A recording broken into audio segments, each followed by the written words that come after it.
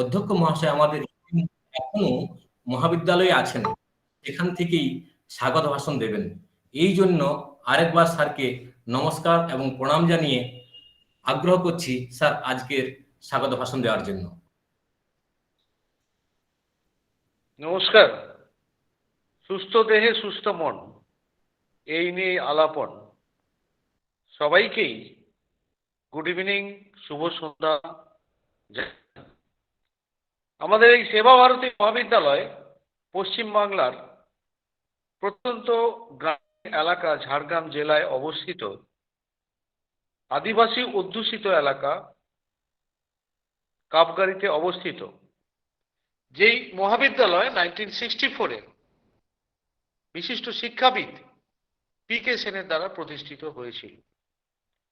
সেই সেবা ভারতী মহাবিদ্যালয়ের অন্যতম one of the best department of physical education, সেই ডিপার্টমেন্ট অফ ফিজিক্যাল এডুকেশনের কিছু নবীন অধ্যাপক ডক্টর কেশবচন্দ্র গোপ, ডক্টর মৃত্যুঞ্জয় দাস, ডক্টর অলোক সেন বর্মন, নিতু দত্তা সহ কিছু নবীন অধ্যাপকের উদ্যোগে আলাপের মতন 100 লেকচার সিরিজ আমরা চালু করেছি। এই সিরিজের আজকে 48তম পর্ব।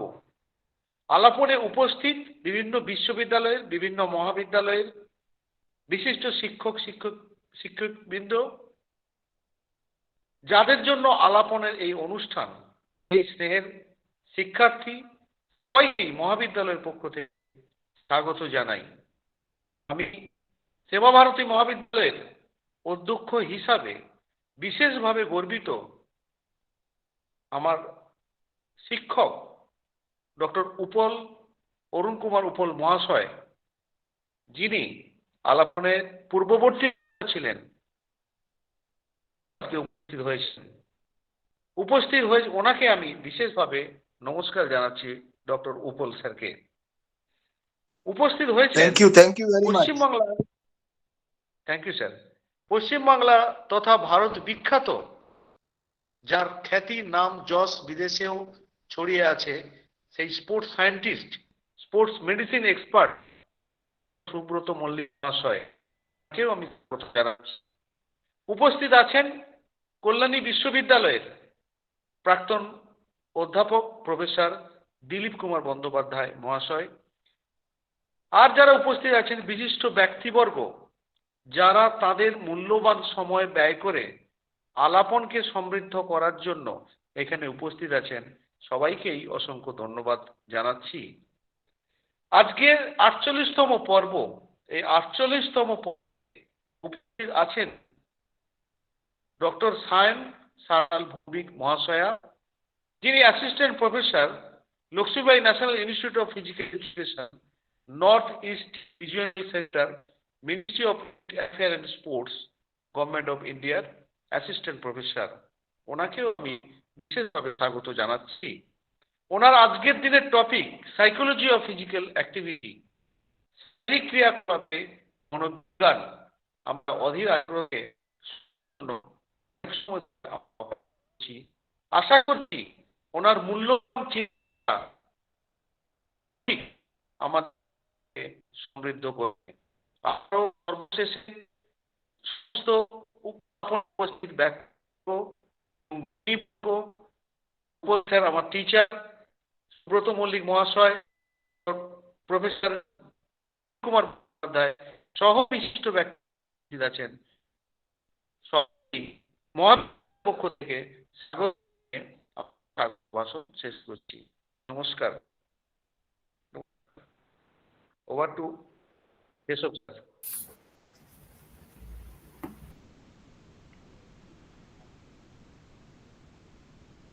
Over to Keshav. অনেক অনেক ধন্যবাদ স্যার আপনাকে। আমরা যত দেখছি তত শিখছি, এই যে শেখার শেষ নেই। এইভাবে সকাল থেকে আপনি যেভাবে এনার্জি নিয়ে আমাদের মহাবিদ্যালয়ের প্রোগ্রামের সঙ্গে জড়িয়ে আছেন এবং আপনার এই ভাবে এবং মানসিকভাবে এই যে প্রোগ্রামগুলির সঙ্গে এবং মহাবিদ্যালয়ের কাজকর্মগুলির সঙ্গে আপনি জড়িয়ে রেখে আমাদেরকেও একই পথে এনার্জি দিয়ে এগিয়ে নিয়ে চলেছেন। এই জন্য আপনাকে আরেকবার নমস্কার জানিয়ে আজকের মুখ্য আলোচক সম্পর্কে ছাত্রছাত্রীদের সঙ্গে পরিচয় করানোর জন্য আমাদের মহাবিদ্যালয়ের ডক্টর অলোক সেন বর্মন মহাশয়কে অনুরোধ করব আজকের মুখ্য আলোচকের সম্পর্কে আমার ছাত্রছাত্রীদের পরিচয় করানোর জন্য। ডক্টর অলোক সেন বর্মন স্যার, শুভ সন্ধ্যা সকলকে। এই ৪৮তম সন্ধ্যায় আপনাদের সকলকে আমরা স্বাগত জানাই। আমাদের মধ্যে বিদগ্ধ শারীরশিক্ষাবিদ বেশ কয়েকজন উপস্থিত আছেন। নাম না করলে বোধহয় শারীরশিক্ষার কথা পূরণ হয় না। আমাদের মধ্যে রয়েছেন অরুণ কুমার উপল স্যার, আমাদের মধ্যে রয়েছেন সুব্রত মল্লিক মহাশয়, দিলীপ কুমার বন্দ্যোপাধ্যায় মহাশয় এবং আরো অনেক গুণী ব্যক্তিবর্গ, যারা দীর্ঘদিন ধরে নিরলস পরিশ্রম করে শারীরশিক্ষাকে আজকে তুলে ধরেছেন এই বর্তমান অবস্থায়। যাদের কথা না বললে নয়, আমাদের অধ্যক্ষ ডক্টর দেবপ্রসাদ সাহু মহাশয়, তিনি আমাদের এই মহাবিদ্যালয়কে নতুন শিখরে তুলে নেওয়ার জন্য ঐকান্তিকভাবে প্রচেষ্টা করে যাচ্ছেন। আমি খুব গর্বিত মনে করছি যে আমাদের এই শুভ সন্ধ্যায় আমরা এমন একজন মহামান্না, একজন শারীরশিক্ষাবিদকে পেয়েছি, যিনি হলেন ডক্টর সায়ন সান্যাল ভৌমিক মহাশয়া। উনি সহকারী অধ্যাপিকা হিসেবে বর্তমানে কর্মরত রয়েছেন LNIPE গুয়াহাটিতে, যিনি PhD করেছেন এবং BPEd MPEd করেছেন LNIP গোয়ালিয়র থেকে। উনি MPEd এ গোল্ড মেডেল পেয়েছেন এবং তিনি MP যেটা করেছেন সেখানে তার স্পেশালাইজেশন পেপার রেখেছিলেন স্পোর্টস সাইকোলজি, এবং ব্যাডমিন্টন হলো ওনার প্রিয় খেলা। উনি এটাতে বিশাল পারদর্শী।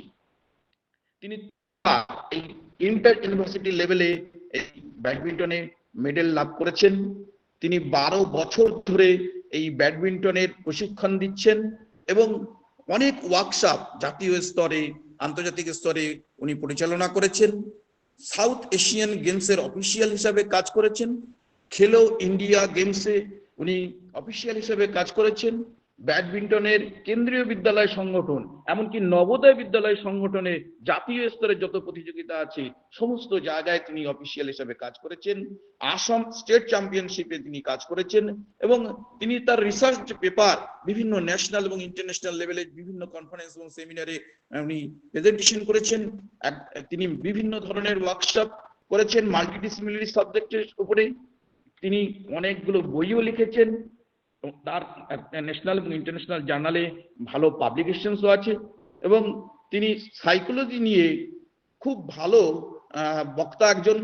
এইরকম ধরনের একজন ভদ্র মহিলাকে আমরা পেয়েছি আমাদের মধ্যে। সত্যি আমরা গর্ব অনুভব করছি যে ওনার মতো একজন ব্যক্তিত্ব আজকের এই আমাদের এত মেন্টাল স্ট্রেস, সেই মেন্টাল স্ট্রেস থেকে মুক্তি লাভের জন্য আমাদের শারীরশিক্ষা বিভাগে যে এইরকম একজন সাইকোলজিস্ট আমাদের দরকার, সেইটা সম্পর্কে আমরা শোনার জন্য অধীর আগ্রহে অপেক্ষা করছি। ম্যাডাম, আশা করি আপনার মূল্যবান বক্তব্য আমাদেরকে আরো দূরে এগিয়ে নিয়ে যাবে। আমরা আপনার মহিমায় মহিমান্বিত হব। আপনাকে আমরা সুস্বাগতম জানাচ্ছি। ধন্যবাদ। নমস্কার, অনেক অনেক ধন্যবাদ অলোক স্যারকে। স্যারও সকাল থেকেই মহাবিদ্যালয়ে উপস্থিত আছেন এবং এখনো মহাবিদ্যালয়ে আছেন। আমাদের একদম প্রত্যন্ত অঞ্চলে ঝাড়গ্রাম টাউন থেকে 23 কিলোমিটার জঙ্গলের মধ্যে মহাবিদ্যালয়, কিন্তু কলেজের তারা এখনো আছেন। যেহেতু সেখানে টাওয়ারের সমস্যা, সেই জন্য আমরা ঝাড়গ্রামে ফিরে চলে এসেছি শুধুমাত্র আলাপন প্রোগ্রামটির জন্য। সবাইকে যথাস্থানে প্রণাম জানাচ্ছি। উপাল স্যার, মল্লিক স্যার, অধ্যক্ষ মহাশয়, অলোক স্যার, সবাইকে, নিতু ম্যাম, মৃত্যুঞ্জয় স্যার, সবাইকে আমার শুভেচ্ছা, ভালোবাসা। আর আজকের মুখ্য আলোচক বা মুখ্য আলোচিকা ডক্টর সায়ন সান্যাল ভৌমিক মহাশয়াকে অনুরোধ করব আজকের আলোচনা শুরু করার জন্য। নমস্কার ম্যাম। সর্বপ্রথম আমি সবাইকে নমস্কার জানাই, specially Upal sir, good evening and নমস্তে আপকো।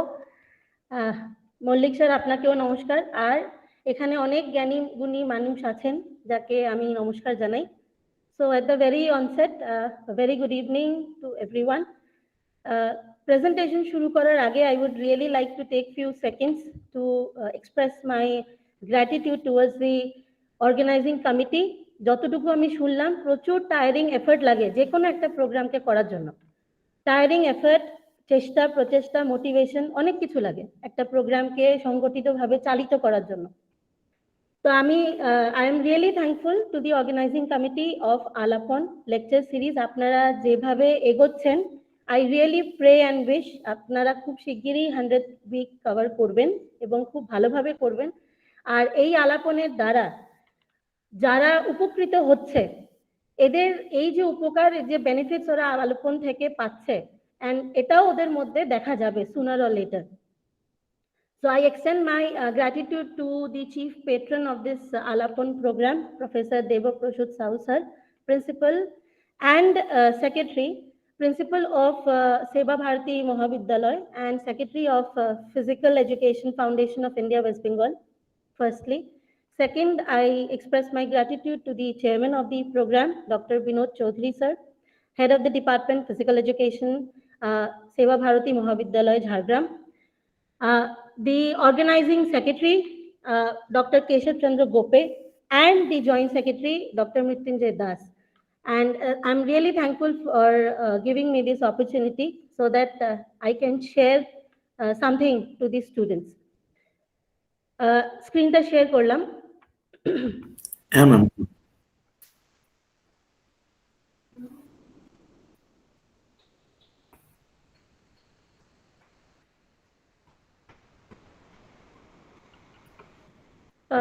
স্ক্রিন ভিজিবল হয়েছে, দেখা যাচ্ছে? হ্যাঁ ম্যাম, দেখা যাচ্ছে। আচ্ছা, ইন কেস যদি স্ক্রিন দেখা না যায় বা আমার সাউন্ড যদি শোনা না যায়, তাহলে আমাকে একটু জানাবেন প্লিজ। ম্যাম, ওই শেয়ার অপশনে স্টপ শেয়ারিং এর পাশে হাইড বাটনে একটু ক্লিক করে দেবেন ম্যাম। হ্যাঁ, অবশ্যই অবশ্যই। Thank you ma'am. এক মিনিট। পিপিটিটা, হ্যাঁ, thank you. So I'm hereby starting with the presentation of Alapan series. আজকে আমি চেষ্টা করব কথা বলার, বা আমি কথা বলবো সাইকোলজি অফ ফিজিক্যাল অ্যাক্টিভিটির উপর। তো ফিজিক্যাল অ্যাক্টিভিটি ইয়া সাইকোলজির ব্যাপারে যখন আমি শুরু করতে যাচ্ছি, আমাকে বলা হয়েছিল যে এখানে জেনারেলি স্টুডেন্ট কমিউনিটির লোকজন, মানে স্টুডেন্টসরা আছে। সো আমি একদম চেষ্টা করব যে বেস, যেখানে আপনাদের কোনো মানে বুঝতে অসুবিধা না হয়, তো আমি ওই রকমই চেষ্টা এখানে একটা করতে চাইছি। সো ফিজিক্যাল অ্যাক্টিভিটির ব্যাপারে যখন আমরা কথা বলি, বা ফিজিক্যাল এডুকেশন স্পোর্টসের ব্যাপারে যখন আমরা কথা বলি, যেখানে আমাদের মাথাতে যখনই আমরা স্পোর্টস শুনছি বা ফিজিক্যাল এডুকেশন শুনছি, তো এখানে একটা কমিউনিটির ব্যাপারে আমরা কথা বলছি, যেখানে athletes, coaches and the support system of the athletes, এরা সবাই ইনভলভ। তো যখন আমরা অ্যাথলিটকে প্রিপেয়ার করি, বা একটা কোচ যখন অ্যাথলিটকে প্রিপেয়ার করছে, তখন ফিজিক্যাল যে ট্রেনিংটা দিচ্ছে তার সাথে সাথে মেন্টাল ব্যাকআপও দরকার দেওয়া হচ্ছে, দেওয়ার প্রচেষ্টা করা হচ্ছে। আগেকার যে ট্রেন্ড ছিল, সেটাতে ফিজিক্যাল ট্রেনিং এর সাথে মেন্টাল ফ্যাকাল্টিজ বা মেন্টাল ট্রেনিংটাকে এত ইম্পর্টেন্স দেওয়া হতো না। কিন্তু প্রেজেন্টলি যদি আমাদের দেখা যায়, প্রত্যেকটা ইন্ডিয়ান টিমের সাথে সাইকোলজিস্ট, সাইকোথেরাপিস্ট, কাউন্সিলার্স ট্রাভেল করে। ওদেরকে প্লেয়ার্সদেরকে ফ্রম ডে ওয়ান যেরকম ওরা ফিজিক্যাল ট্রেনিং করে, ওরকমই ভাবে ওদেরকে ফিজিক্যাল সাথে সাথে মেন্টাল অ্যাক্টিভিটিরও ট্রেনিং দেওয়া হয়। কিন্তু আমি আজকে যে টপিকটার উপর কথা বলছি, এটা হচ্ছে ফিজিক্যাল অ্যাক্টিভিটি। ফিজিক্যাল অ্যাক্টিভিটি হচ্ছে অ্যাকচুয়ালি একটা ভলেন্টারি অ্যাক্টিভিটি, ফিজিক্যাল এক্সারশন, যেখানে ভলেন্টারিলি বডিলি মুভমেন্ট একটা ইন্ডিভিজুয়াল করছে। ভলেন্টারি মানে ইচ্ছা হয়েছে করার, বডিকে মুভ করছে। এবার ওটা প্ল্যান প্রোগ্রামে হতে পারে, বা ওটা ইনসিডেন্টাল হতে পারে। মানে আমার কলেজে আমি যেতে চাইছি, কলেজে যাওয়ার জন্য আমি নিজে হেঁটে গেলাম, এই যে আমি হেঁটে যাচ্ছি, this also counts in the factor or counts in the faculty of physical activity. So যখন আমরা ফিজিক্যাল অ্যাক্টিভিটির কথা বলি, তখন আমরা শুধুমাত্র we are not sticking on, আর আমরা শুধু অ্যাথলিটের ব্যাপারে কথা বলছি না, আমরা তাদের কথা বলছি যারা ফিজিক্যাল ওয়ার্কআউট করে, মানে যারা বাড়িতে যেমনি ধরুন আমাদের ম্যাক্সিমাম আমরা মায়েদেরকে যেভাবে পিকচার করি যে হাউস হেল্প হবে, বা আজকালকার যুগে যেরকম ফিমেলরা ওয়ার্কিং লেডিও তারপরে বাড়িরও কাজ করছে, দে আর হোম মেকার্স, বা একজন মেল মেম্বার সকাল থেকে রাত অবধি যে ডেলি অ্যাক্টিভিটি করছে, এই যে ফিজিক্যালি বডিলি যে মুভমেন্ট হচ্ছে, বডি পার্টস যে মুভ করছে, যার জন্য যে এনার্জি এক্সপেন্ডিচার আমরা করি, যে এনার্জিটা আমাদের খরচা হচ্ছে, এই সমস্ত কিছু আসে ফিজিক্যাল অ্যাক্টিভিটির মধ্যে। এবার এরকম অনেক ফিজিক্যাল অ্যাক্টিভিটি আছে বা এরকম অনেক অ্যাক্টিভিটি আছে যেটা করলে we feel very good and happy about it. এই যে আমরা ভালো ফিল করছি, এটা আলটিমেটলি আমাদের একটা ওয়েলবিং ক্রিয়েট হচ্ছে। ওয়েলবিং মতলব যেখানে আমরা একটা স্যাটিসফ্যাকশন, একটা ফুলফিলমেন্ট, একটা জয়ফুল একটা অনুভব করতে শুরু করি আমরা। তো এই যে ফিজিক্যাল অ্যাক্টিভিটির ব্যাপারে কথা বলছি বা বলবো, এটা definitely is a part of both physiological systems and the psychology, but this is a area which comes under physical exercise psychology basically. Exercise psychology বা এখনকার যেমনি ধরুন কগনিটিভ সাইকোলজি বা সাইকোবায়োলজি, এই যে আজকাল এটা একটা ট্রেন্ড, এটা একটা মাল্টিডিসিপ্লিনারি ট্রেন্ড, যেখানে শুধু সাইকোলজিকে কনফাইন করা হচ্ছে না যে এটা study of only mind, soul or something like that. এখানে ইন্টারডিসিপ্লিনারি এই জন্য কারণ সাইকোলজিক্যাল যে কম্পোনেন্টস গুলো, যে আমাদের ফিলিংস, আমাদের ইমোশনস, অ্যান্ড ওটার জন্য আমাদের বডিতে কি প্রক্রিয়া চলছে বা প্রতিক্রিয়া হচ্ছে, আমরা ওটাকেও বোঝার চেষ্টা করি। সো যদি আমি কোনো রকম ফিজিক্যাল অ্যাক্টিভিটি করছি, ওটা কি ইন্টেন্সিটিতে করছি, কি আমাদের এক্সারসাইজ, যদি আমরা একটা প্ল্যান প্রোগ্রামে এক্সারসাইজ করি তাহলে ওটা আমাদের বডি অ্যাডপ্ট করছে কিনা, যে প্ল্যান প্রোগ্রামে আমরা নিজেদেরকে এনগেজ করছি ওই প্ল্যান প্রোগ্রামের মধ্যে ওটা আমরা কতদিন মেনটেন করছি। কারণ আগে আমি বলবো যে এরকম অনেক মানে সার্ভে রিপোর্টে এরকম অনেক রিপোর্ট পাওয়া গেছে যে মানুষজন শুরু তো করে, but because of some or the other reason they drop out. ওই কারণে ওরা ওটা কমপ্লিট করতে পারে না, মানে ফিজিক্যাল অ্যাক্টিভিটির জন্য যেটা প্ল্যান করেছে সেটা করতে পারে না। সো এই যে আমাদের এক্সারসাইজ প্যাটার্ন বা এই যে ফিজিক্যাল অ্যাক্টিভিটি প্যাটার্ন, এটা আমাদের মানসিক স্তরে একটা ডিফারেন্স ক্রিয়েট করে, আমাদের বিহেভিয়ারাল ডাইনামিক্স চেঞ্জ করে, আমরা বিহেভিয়ারটা আমাদেরকে একটু মডিফাই হয়। কিরকম মডিফাই হয়, অনেক ব্যক্তি আছে যারা এক্সারসাইজ করে বা অন্যরকম কোনো অ্যাক্টিভিটিতে ইনভলভ হয়ে, যেমনি ধরুন কেউ গান বাজনার মধ্যে ইনভলভ আছে, গান বাজনার মধ্যে আমাদের মনে হয় যে গান বাজনাতে কোনো রকম ফিজিক্যাল এক্সারশন নেই, কিন্তু ফিজিক্যাল এক্সারশন আছে, হাত ইউজ করছে, কোনো জায়গায় পা ইউজ করছে, ফিজিক্যালি তো ও অ্যাক্টিভই আছে। তো এই ওর মধ্যে গান বাজনাটা করে যে প্লেজারটা, যে ফুলফিলমেন্টটা ওর অ্যাচিভ করছে, এইটাতে ওর মানে বেসিক্যালি ইন্ডিভিজুয়ালটা বিহেভিয়ারটা চেঞ্জ হয়, the person is happy after that activity. But এরকম অনেক সময় দেখা গেছে যে দুটো ক্যাটাগরি আছে এক্সারসাইজের, acute exercise, chronic exercise, and there is another category resistance exercise. তো এক্সারসাইজ যখন আমরা করছি বা ফিজিক্যাল অ্যাক্টিভিটি যখন আমরা করছি, তখন ওটা আমরা ওটাকে অ্যাকসেপ্ট করতে পারছি কিনা, অ্যাডপ্ট করতে পারছি কিনা। So physical activity has been shown to affect both the physical and mental mechanism are actually it is a reaction. যখন physical activity ব্যাপারে আমরা কথা বলছি, it is an interaction and action reaction between social, psychological and the overall biological variables. কারণ অনেকজন আছে তারা গ্রুপে ওয়ার্কআউট করতে ভালোবাসে। আমরা জেনারেলি দেখি সকালবেলা মানে ভোরের আলো দেখা গেল না, অনেকজন হাঁটতে বেরিয়ে যায়, কেউ একা একা হাঁটছে, হনহন করে হাঁটছে, কেউ ধীরে ধীরে হাঁটছে, কেউ গ্রুপে হাঁটছে, আর পার্কের মধ্যে এক জায়গায় কোনো জায়গায় পার্ক বা কোথাও বসার জায়গা হলে বসে খুব জোরে জোরে হাসছে। তো এই যে ওরা অ্যাক্টিভিটি করছে, এই যে ওদের সোশ্যাল বন্ডিং, গ্যাদারিং, কেউ যদি না আসে ওরা যে কনসার্নটা দেখায়, এই যে বন্ডিং হচ্ছে, it also impacts to the mental faculty. এই ফিলিং গুড একটা ইম্প্যাক্ট ক্রিয়েট হয় কনসার্ন দেখালে, এফেকশন দেখালে। So participation in physical activity actually আমাদের বিহেভিয়ারকে আর ওভারঅল পার্সোনালিটিকে চেঞ্জ করে। There are plenty of individuals, কারণ thanks to the medicines and the doctors আমাদের life span বেড়েছে। Yes, I am not ignoring the fact that there are sudden deaths, unexpected deaths, unexplainable deaths. Those who are fit, they are also dying. Those who are unfit, they are also dying. So death is inevitable in this case. But যারা fit বা যারা unfit বা যারা sedentary lifestyle lead করছে, এই যে পুরো impact যে ক্রিয়েট হচ্ছে, but when we are doing certain kind of activity আমাদের বিহেভিয়ারাল চেঞ্জেস হয়, we are much more confident, আমাদের সেলফ এস্টিম বাড়ে আর আমাদের সেলফ এফিকেসি বাড়ে। আমি সেলফ এস্টিম আর সেলফ এফিকেসির ব্যাপারে আরো কথা বলবো, বাট টু স্টার্ট উইথ আমরা ফিজিক্যাল অ্যাক্টিভিটিকে এইভাবে দেখবো যে এটা একটা ইন্টারডিসিপ্লিনারি এরিয়া, যে এক্সারসাইজ সাইকোলজির একটা পার্ট, যেখানে everyone who is involved in any kind of physical activity, who is not sedentary মানে হচ্ছে বেসিক্যালি অ্যাক্টিভ লাইফস্টাইল লিড করে না। অ্যাক্টিভ লাইফস্টাইল মানে একটা জল খেতে হলেও কাউকে অর্ডার করছে, উঠছে না, ঘন্টার পর ঘন্টা টিভি দেখছে বা বসে কোনো একটা অ্যাক্টিভিটি করছে। যেমনি অফিস কিউবিকেলে আজকাল প্রাইভেট সেক্টরে যেরকম জব প্যাটার্ন, একটা কিউবিকেলের মধ্যে কত ঘন্টা ওদের কাটাতে হয়। সো বেসিক্যালি লাইফস্টাইল অফিসের বাইরে হয়তো ওরা এত টায়ার্ড হয়ে যায় অফিসের ওয়ার্ক দিয়ে, তো they are so exhausted that they can't even go to a gym or a nearest park for a run or a walk, এরকমও হতে পারে। বাট ফিজিক্যাল অ্যাক্টিভিটি করলে বডিলি যে চেঞ্জেস, যে নিউরো ট্রান্সমিটার্স কেমিক্যালস আমাদের brain release করে, সেই through দিয়ে, সেই সূত্রপাত দিয়ে আমাদের বডির মধ্যে যে চেঞ্জেস হয় সেটা অ্যাকচুয়ালি আমাদের বিহেভিয়ার দিয়ে আমাদের ওভারঅল পার্সোনালিটিতে দেখা যায়।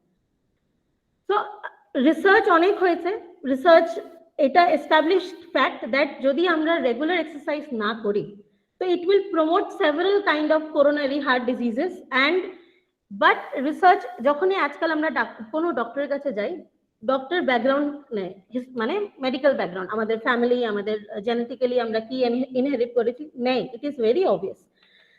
অ্যান্ড কোনো অসুস্থতাতে ডক্টর আজকাল যে কোনো বেসিক্যালি ইলনেস আর ডিজিজেস এর মধ্যে ওরা ওরা সাজেস্ট করে that try to get physically active, লাইফস্টাইলটাকে একটু চেঞ্জ করার জন্য বলে। না, cooking is also an activity, singing is also an activity, participating in kind of music concert is also an activity. So basically যখন ফিজিক্যাল অ্যাক্টিভিটি বলছে তার মানে এই নয় যে উনি আপনাকে বলছে আপনি 2 ঘন্টা হন হন করে হাঁটুন, উনি বলছেন আপনি এমন কিছু অ্যাক্টিভিটি করুন যেটা আপনার রেগুলার সেডেন্টারি লাইফস্টাইলের থেকে একটু আলাদা, যাতে করে কি হয় যে আপনি যখন একবার এক্সারসাইজ করতে যাবেন, তো জেনারেলি যারা কোনোদিন এক্সারসাইজ করেনি বা এক্সারসাইজ কথাটা শুনলেই যাদের মধ্যে প্যালপিটেশন হয়, তো ওরা শুনে ওটা একটা প্রি কনসিভড আইডিয়া হয়ে যায় যে আরে এক্সারসাইজ করতে হবে, তো অটোমেটিক্যালি অ্যাংজাইটি বাড়ে, অ্যান্ড অ্যাংজাইটি যদি ইনিশিয়ালি ডিল না করা হয় তো automatically frustration, stress, depression it comes in, it is like a package, একটার পর একটা ইট ফলোজ ইন। সো যখন ওকে এই আইডিয়াটা দেওয়া হয় তো বেসিক্যালি যে লাইফস্টাইল চেঞ্জ করতে বলছে, মানে হচ্ছে যে ডিজিজটা আমাদের শরীরের মধ্যে ঢুকেছে ওটাকে কন্ট্রোল বা মডিফাই করার একটাই রাস্তা যে রেগুলার কোনো একটা ফিজিক্যাল অ্যাক্টিভিটিকে নিজেকে ইনক্লুড করা। যেমনি অনেক রিটায়ার্ড পার্সন আছে যারা হয়তো জীবনে কোনোদিন সময় করতে পারেনি বিকজ অফ বিজি শিডিউল, ওরা নিজেদেরকে গার্ডেনিং এ ইম্পোজ করে, মানে গার্ডেনিং এর মধ্যে একদম ডুবে যায়। Gardening is also very good activity, ওখানে ফিজিক্যাল এক্সারশনও আছে, ক্রিয়েটিভিটি আছে, প্ল্যানিং আছে অ্যান্ড ইনভলভমেন্ট আছে, যেখানে একটা সোল সুদিং ব্যাপার আছে, মানে গাছকে বড় হতে দেখাটাও একটা সোল সুদিং ব্যাপার। সো এরকম অনেক রিসার্চেস আছে যেখানে এটা এস্টাবলিশ করেছে যে ল্যাক অফ অ্যাক্টিভিটি আজকের যুগে, because we are very gadget based, gadget friendly আমরা, যে আমরা কিছু একটা চাইলাম, এখন কেউ লাইব্রেরি অব্দি হেঁটে যাওয়াও পছন্দ করে না, কারণ everyone knows Google is available, বসে বসে ফোনের মধ্যেই সব হয়ে যায়। ফোনে যদি ইন্টারনেট সার্ভিস বন্ধ হয়ে যায় অটোমেটিক্যালি ফোনটা আর কেউ টাচ করে না, তখন they seek for making friends for social gathering. But phone, laptop, iPad, এই যতগুলো গেজেট আছে, গেজেটের কারণে, টেলিভিশন, গেজেটের কারণে আমরা সেডেন্টারি লাইফস্টাইলটাকে চুজ করে নিচ্ছি। আর খাওয়া দাওয়া তো আছেই, খাওয়া দাওয়ার তো কোনো মানে একটা টাইমও নেই because of the this pattern. And যে খাবারটা আমরা খাচ্ছি সেটা আমরা কখন খাচ্ছি, কিভাবে খাচ্ছি, এবং অনেক সময় হয় যে the food we eat actually create some kind of this chemical changes in the brain. খাবার যদি পছন্দ হয় তো অটোমেটিক্যালি একটা প্লেজার ইনস্টিংক্ট, প্লেজার ফিলিং আমাদের মধ্যে ক্রিয়েট হয়। So sometimes consumption of food also gives us happiness. So there are other problems like smoking, high blood pressure, elevated cholesterol, এই সবের জন্য এই যে প্রবলেমস গুলো, this also arises like increase in the cholesterol level, blood pressure controllable নয়, manageable নয়, তো এইগুলো বেসিক্যালি লাইফস্টাইল ডিসঅর্ডার্স থেকেই আসে। সো যদি আমরা কাউকে একটা রেগুলার ফিজিক্যাল অ্যাক্টিভিটি রিজিম বা নিজে থেকেই যদি অ্যাটাচ হতে চায়, তাহলে কোলেস্ট্রল কন্ট্রোলে থাকে, এটা তো সবার নোন ব্যাপার, যে বডি ফ্যাট পার্সেন্টেজ ডিক্রিজ করে। ডায়াবেটিসের উপর it gives a very good impact, it reduces weight, blood pressure, and the most important thing is it elevates our mood. মানে যে আমরা যেভাবে অ্যাক্ট করছি, যেভাবে আমরা রিয়াক্ট করছি ইমিডিয়েটলি, যদি আমাদের মুড ভালো না থাকে, তো অটোমেটিক্যালি আমাদের যে কগনিটিভ প্রসেসের উপর খুব চাপ পড়ে ব্রেনের। কগনিটিভ প্রসেস মানে যেখানে আমাদের এই সেন্সেশন পারসেপশন কাজ করছে। তো যদি আমরা already we are not in the good mood state, তো আমরা যখন আমরা ফাংশন করি কোনো একটা কাজের জন্য, আমরা অ্যাকশন রিয়াকশন আমাদের মধ্যে হয়, সেটা পজিটিভ ডাইরেকশনে হয় না, সেটা অলওয়েজ নেগেটিভ ডাইরেকশনে হয়। সো যদি এক্সারসাইজকে একটা ওষুধের মতো, একটা ছোট পিলের মতো দেওয়া যেত, তো I think it would have been the most widely pill which would have been prescribed and a very beneficial medicine for our nation, because আমাদের nation, may it be India or the Western countries or basically US, ওখানেও there is a issue with the lifestyle. এত আরাম, এত comfort জীবনে আমরা introduce করে ফেলেছি নিজেদের জীবনে, automatically we are going far away from physical activity. আগেকার দিনে রান্না করার জন্য ফিজিক্যাল অ্যাক্টিভিটি থাকতো, যেমনি শিল নোড়ায় মশলা বাটছে, এখনো বাটে। তো আমাদের অনেকে আছে যাদের আমাদের পুরো ফুল স্কোয়াটে বসতে অসুবিধা হয়, যে আমাদের বেসিক মুভমেন্টস, ফুল স্কোয়াটে বসতে অসুবিধা হয়, কোনো জিনিস পড়ে গেলে ওটা তুলতে অসুবিধা হয়, ব্যাক পেন হচ্ছে। তো এগুলো বেসিক্যালি আরামদায়ক জিনিস, যে গেজেটস আমরা ইউজ করি, যেমনি এখন আর শিল নোড়াকে ইউজ করছে, টাইম নেই, সময় নেই, তো অটোমেটিক্যালি মিক্সি গ্রাইন্ডারে যাও, মিক্স করো, হয়ে গেল, এসে গেল। So physical exertion is getting reduced. So exercise একটা মাধ্যম, বা আমরা ঘরের যা কাজগুলো করি, ঘরের কাজ করতে গেলেও যে আমাদের ফিজিক্যাল এক্সারশন হয়, এটাতেও it gives us satisfaction, it elevates our mood, and most importantly it helps us to bond with others. শোনা যাচ্ছে I think?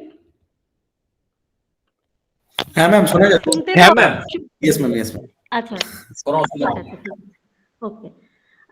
So as per a survey report, যেরকম কি আমি বলছিলাম, it has been revealed that a very small percentage of individuals, মানে approximately 8 to 20% of people regularly participate in vigorous activity. এখন আমি আরেকটা জিনিস বলবো, এক্সারসাইজের ইন্টেন্সিটিটা ম্যাটার করে। মানে কিরকম ম্যাটার করে, যদি আমরা ভিগারাস অ্যাক্টিভিটি করছি, ভিগারাস মানে খুব ইন্টেন্সিটি আমাদের হাই, খুব স্পিডিলি করছি, আমাদের ফিজিক্যাল এক্সারশন হচ্ছে, অ্যানারোবিক ব্যাপারটা এসে যাচ্ছে, মানে যেরকম আমাদের বডি অ্যাক্টিভিটি করছে সেই মাত্রায় অক্সিজেন ইনটেক করার সময় আমাদের নেই, তো এইগুলো এই ক্যাটাগরিটাকে বলে ভিগারাস ফিজিক্যাল অ্যাক্টিভিটি। ভিগারাস ফিজিক্যাল অ্যাক্টিভিটিতে কি হয়, প্রচন্ড এক্সারশন হয়, শরীরের উপর চাপ সৃষ্টি হয়, আর শরীরের উপর চাপ সৃষ্টি করে অনেকজন এতে প্লেজার পায়। এটা ওদের একটা, মানে এটা একটা nature, they want to get engaged in physical activity. আগে যদি একদম টায়ার্ড না হয়ে গেল, ততক্ষণ ওদের স্যাটিসফ্যাকশন আসে না। তো এরকম খুব কম পার্সেন্টেজ আছে যারা নিজেদেরকে ভিগারাস ফিজিক্যাল অ্যাক্টিভিটির মধ্যে ইনভলভ করে, আর ম্যাক্সিমাম পার্সেন্টেজ হচ্ছে 30 to 59%, যেটা সেকেন্ড ক্যাটাগরি, সেটা হচ্ছে relatively sedentary lifestyle. Sedentary lifestyle মানে যেগুলো রিকোয়ার্ড ফিজিক্যাল অ্যাক্টিভিটি, সেই অ্যাক্টিভিটি গুলো ফুলফিল হচ্ছে না, করছে না। মানে মিনিমাম যদি একটা 6 to 7 আওয়ার্সের যদি একটা মিনিমাম রিকোয়ারমেন্ট থাকে একটা মানুষের পুরো দিনের, একটা বাড়ির কাজ করার জন্য মিনিমাম, তো সেটাও ফুলফিল হচ্ছে না। তো মানে জল নিতে গেলেও 4 বার ভাবছে, আর যদি কেউ সামনে থেকে যায় তো জল চেয়ে খাচ্ছে। মানে এই ধরনের sedentary means the person is not at all physically active. And the last category, which is the most prominent category, এরকম আপনি হয়তো আপনার আশেপাশের লোকজনকেও শুনেছেন, ডাক্তার বললে প্রেসক্রাইব করলো, ডাক্তার অনেকে আছে ডাক্তার প্রেসক্রাইব না করলে ওনারা ফিজিক্যাল অ্যাক্টিভিটিতে ইনভলভ হন না, মানে ডাক্তারের কথাটা বেশি ওয়েটেজ রাখা উচিত। বাট 50% অফ যে ইন্ডিভিজুয়ালস আছে তারা কি করে, তারা স্টার্ট করে physical activity either after the recommendation of a doctor or you say by themselves only. মানে অনেক সময় হয় না, আচ্ছা আমি হাঁটতে যাচ্ছি তুমি যাবে, তুমিও চলো, এরকম ধরনেরই, যেভাবেই হোক, যেভাবেই সূত্রপাত হোক, কোন একটা ফিজিক্যাল অ্যাক্টিভিটিতে নিজেকে ইনভলভ করলো। কিন্তু দেখা যায় যে যত দ্রুত গতিতে নিজেকে উৎসাহিত করে ফিজিক্যাল অ্যাক্টিভিটিতে ইনভলভ করলো, অতই দ্রুত গতিতে উইদিন ফিউ মান্থস অর 6 মান্থসে ও নিজেকে উইথড্র করলো। মানে ফিজিক্যাল অ্যাক্টিভিটি যেটা শুরু করলো এত এনথুসিয়াজম এত মোটিভেশনের সাথে, সেটা কন্টিনিউ করতে পারলো না। এর পিছনে অনেক ফ্যাক্টরস হতে পারে, পার্সোনাল ফ্যাক্টরস হতে পারে, সোশ্যাল ফ্যাক্টরস হতে পারে, তারপরে নিজের ইলনেস হতে পারে, যে যে প্রবলেম শরীরে দেখা দিয়েছে, হাঁটলে হয়তো পায়ে যন্ত্রণা প্রচুর বেড়েছে বা অন্য কোনো সমস্যা হচ্ছে, যে কোনো সমস্যা হতে পারে। কিন্তু ড্রপ আউটস প্রচুর আছে, অ্যাথলিটদের মধ্যেও ড্রপ আউটস হয়। অ্যাথলিটরাও যে ওরা খেলছে, খেলা থেকে নিজেদেরকে ওদের কেরিয়ার থেকে কেরিয়ারকে সুইচ করতে হয়, কেরিয়ার ট্রানজিশন বলে। এই যে ট্রানজিশন হচ্ছে, এটার পিছনে অনেক কারণ থাকতে পারে, ব্যক্তিগত কারণ তো থাকেই, তাছাড়া injury is the one of the most vital reasons. কি ইনজুরির জন্য হতে পারে ডক্টর রেকমেন্ড করেছে যে আপনি আর কোনো ভিগারাস ট্রেনিং করতে পারবেন না বা আপনি প্রফেশনালি খেলতে পারবেন না। তো এই কারণে অ্যাথলিট নিজেদেরকে উইথড্র করে। বা অনেক সময় এরকম হয় যে খুব আর্লি এজে হেভি ট্রেনিং করার কারণে যে মেন এজে, ক্রিম এজে যেখানে ওর পারফরমেন্স দেওয়া উচিত, সেই এজটা আস্তে আস্তে ও পুরোপুরি বার্ন আউট হয়ে গেছে। মানে ওর মধ্যে যে পোটেনশিয়ালিটি ছিল, যে ক্যাপাসিটি ছিল, ওভার ইউজের কারণে আর্লি এজে ওটা আর হচ্ছে না। So there may be several reasons for the athlete category, but generally for the normal person, আপনার আমাদের মতো বা আমাদের বাড়ির লোকেদের মতো যে নর্মাল পিপল আছে বা আমাদের নেবার্সদের মতো, ওরা শুরু তো করে, কিন্তু যত দ্রুত গতিতে শুরু করে ঠিক ততই দ্রুত গতিতে ওরা কোনো না কোনো কারণবশত ওটা বন্ধ হয়ে যায়। সো মুভিং অ্যাহেড, যখন আমরা ফিজিক্যাল ইনঅ্যাক্টিভিটি, মানে যখন আমরা ফিজিক্যালি ইনঅ্যাক্টিভ হয়ে পড়ি, যেটা কি অলরেডি রিসার্চ আপনাদের আমি আগেও বললাম যে physical inactivity actually leads to the or increases the risk of adverse health conditions. এটা ফিজিওলজিক্যাল কন্ডিশন। এখন যেমনি কি আলাপানের ট্যাগ লাইনেই আছে যে healthy mind live in a healthy body, এরকমই যদি আমরা সুস্থ না থাকি, মানে যদি আমাদের ফিজিওলজিক্যাল সিস্টেমস আমাদের সাপোর্ট না করে, অটোমেটিক্যালি আমাদের মেন্টাল ফ্যাকাল্টির মধ্যে যে ব্যালেন্স, ফিজিক্যাল আর মেন্টালের মধ্যে যে হোমিওস্ট্যাসিস যে ব্যালেন্সটা আছে, সেই ব্যালেন্সটা ধীরে ধীরে কমতে থাকে।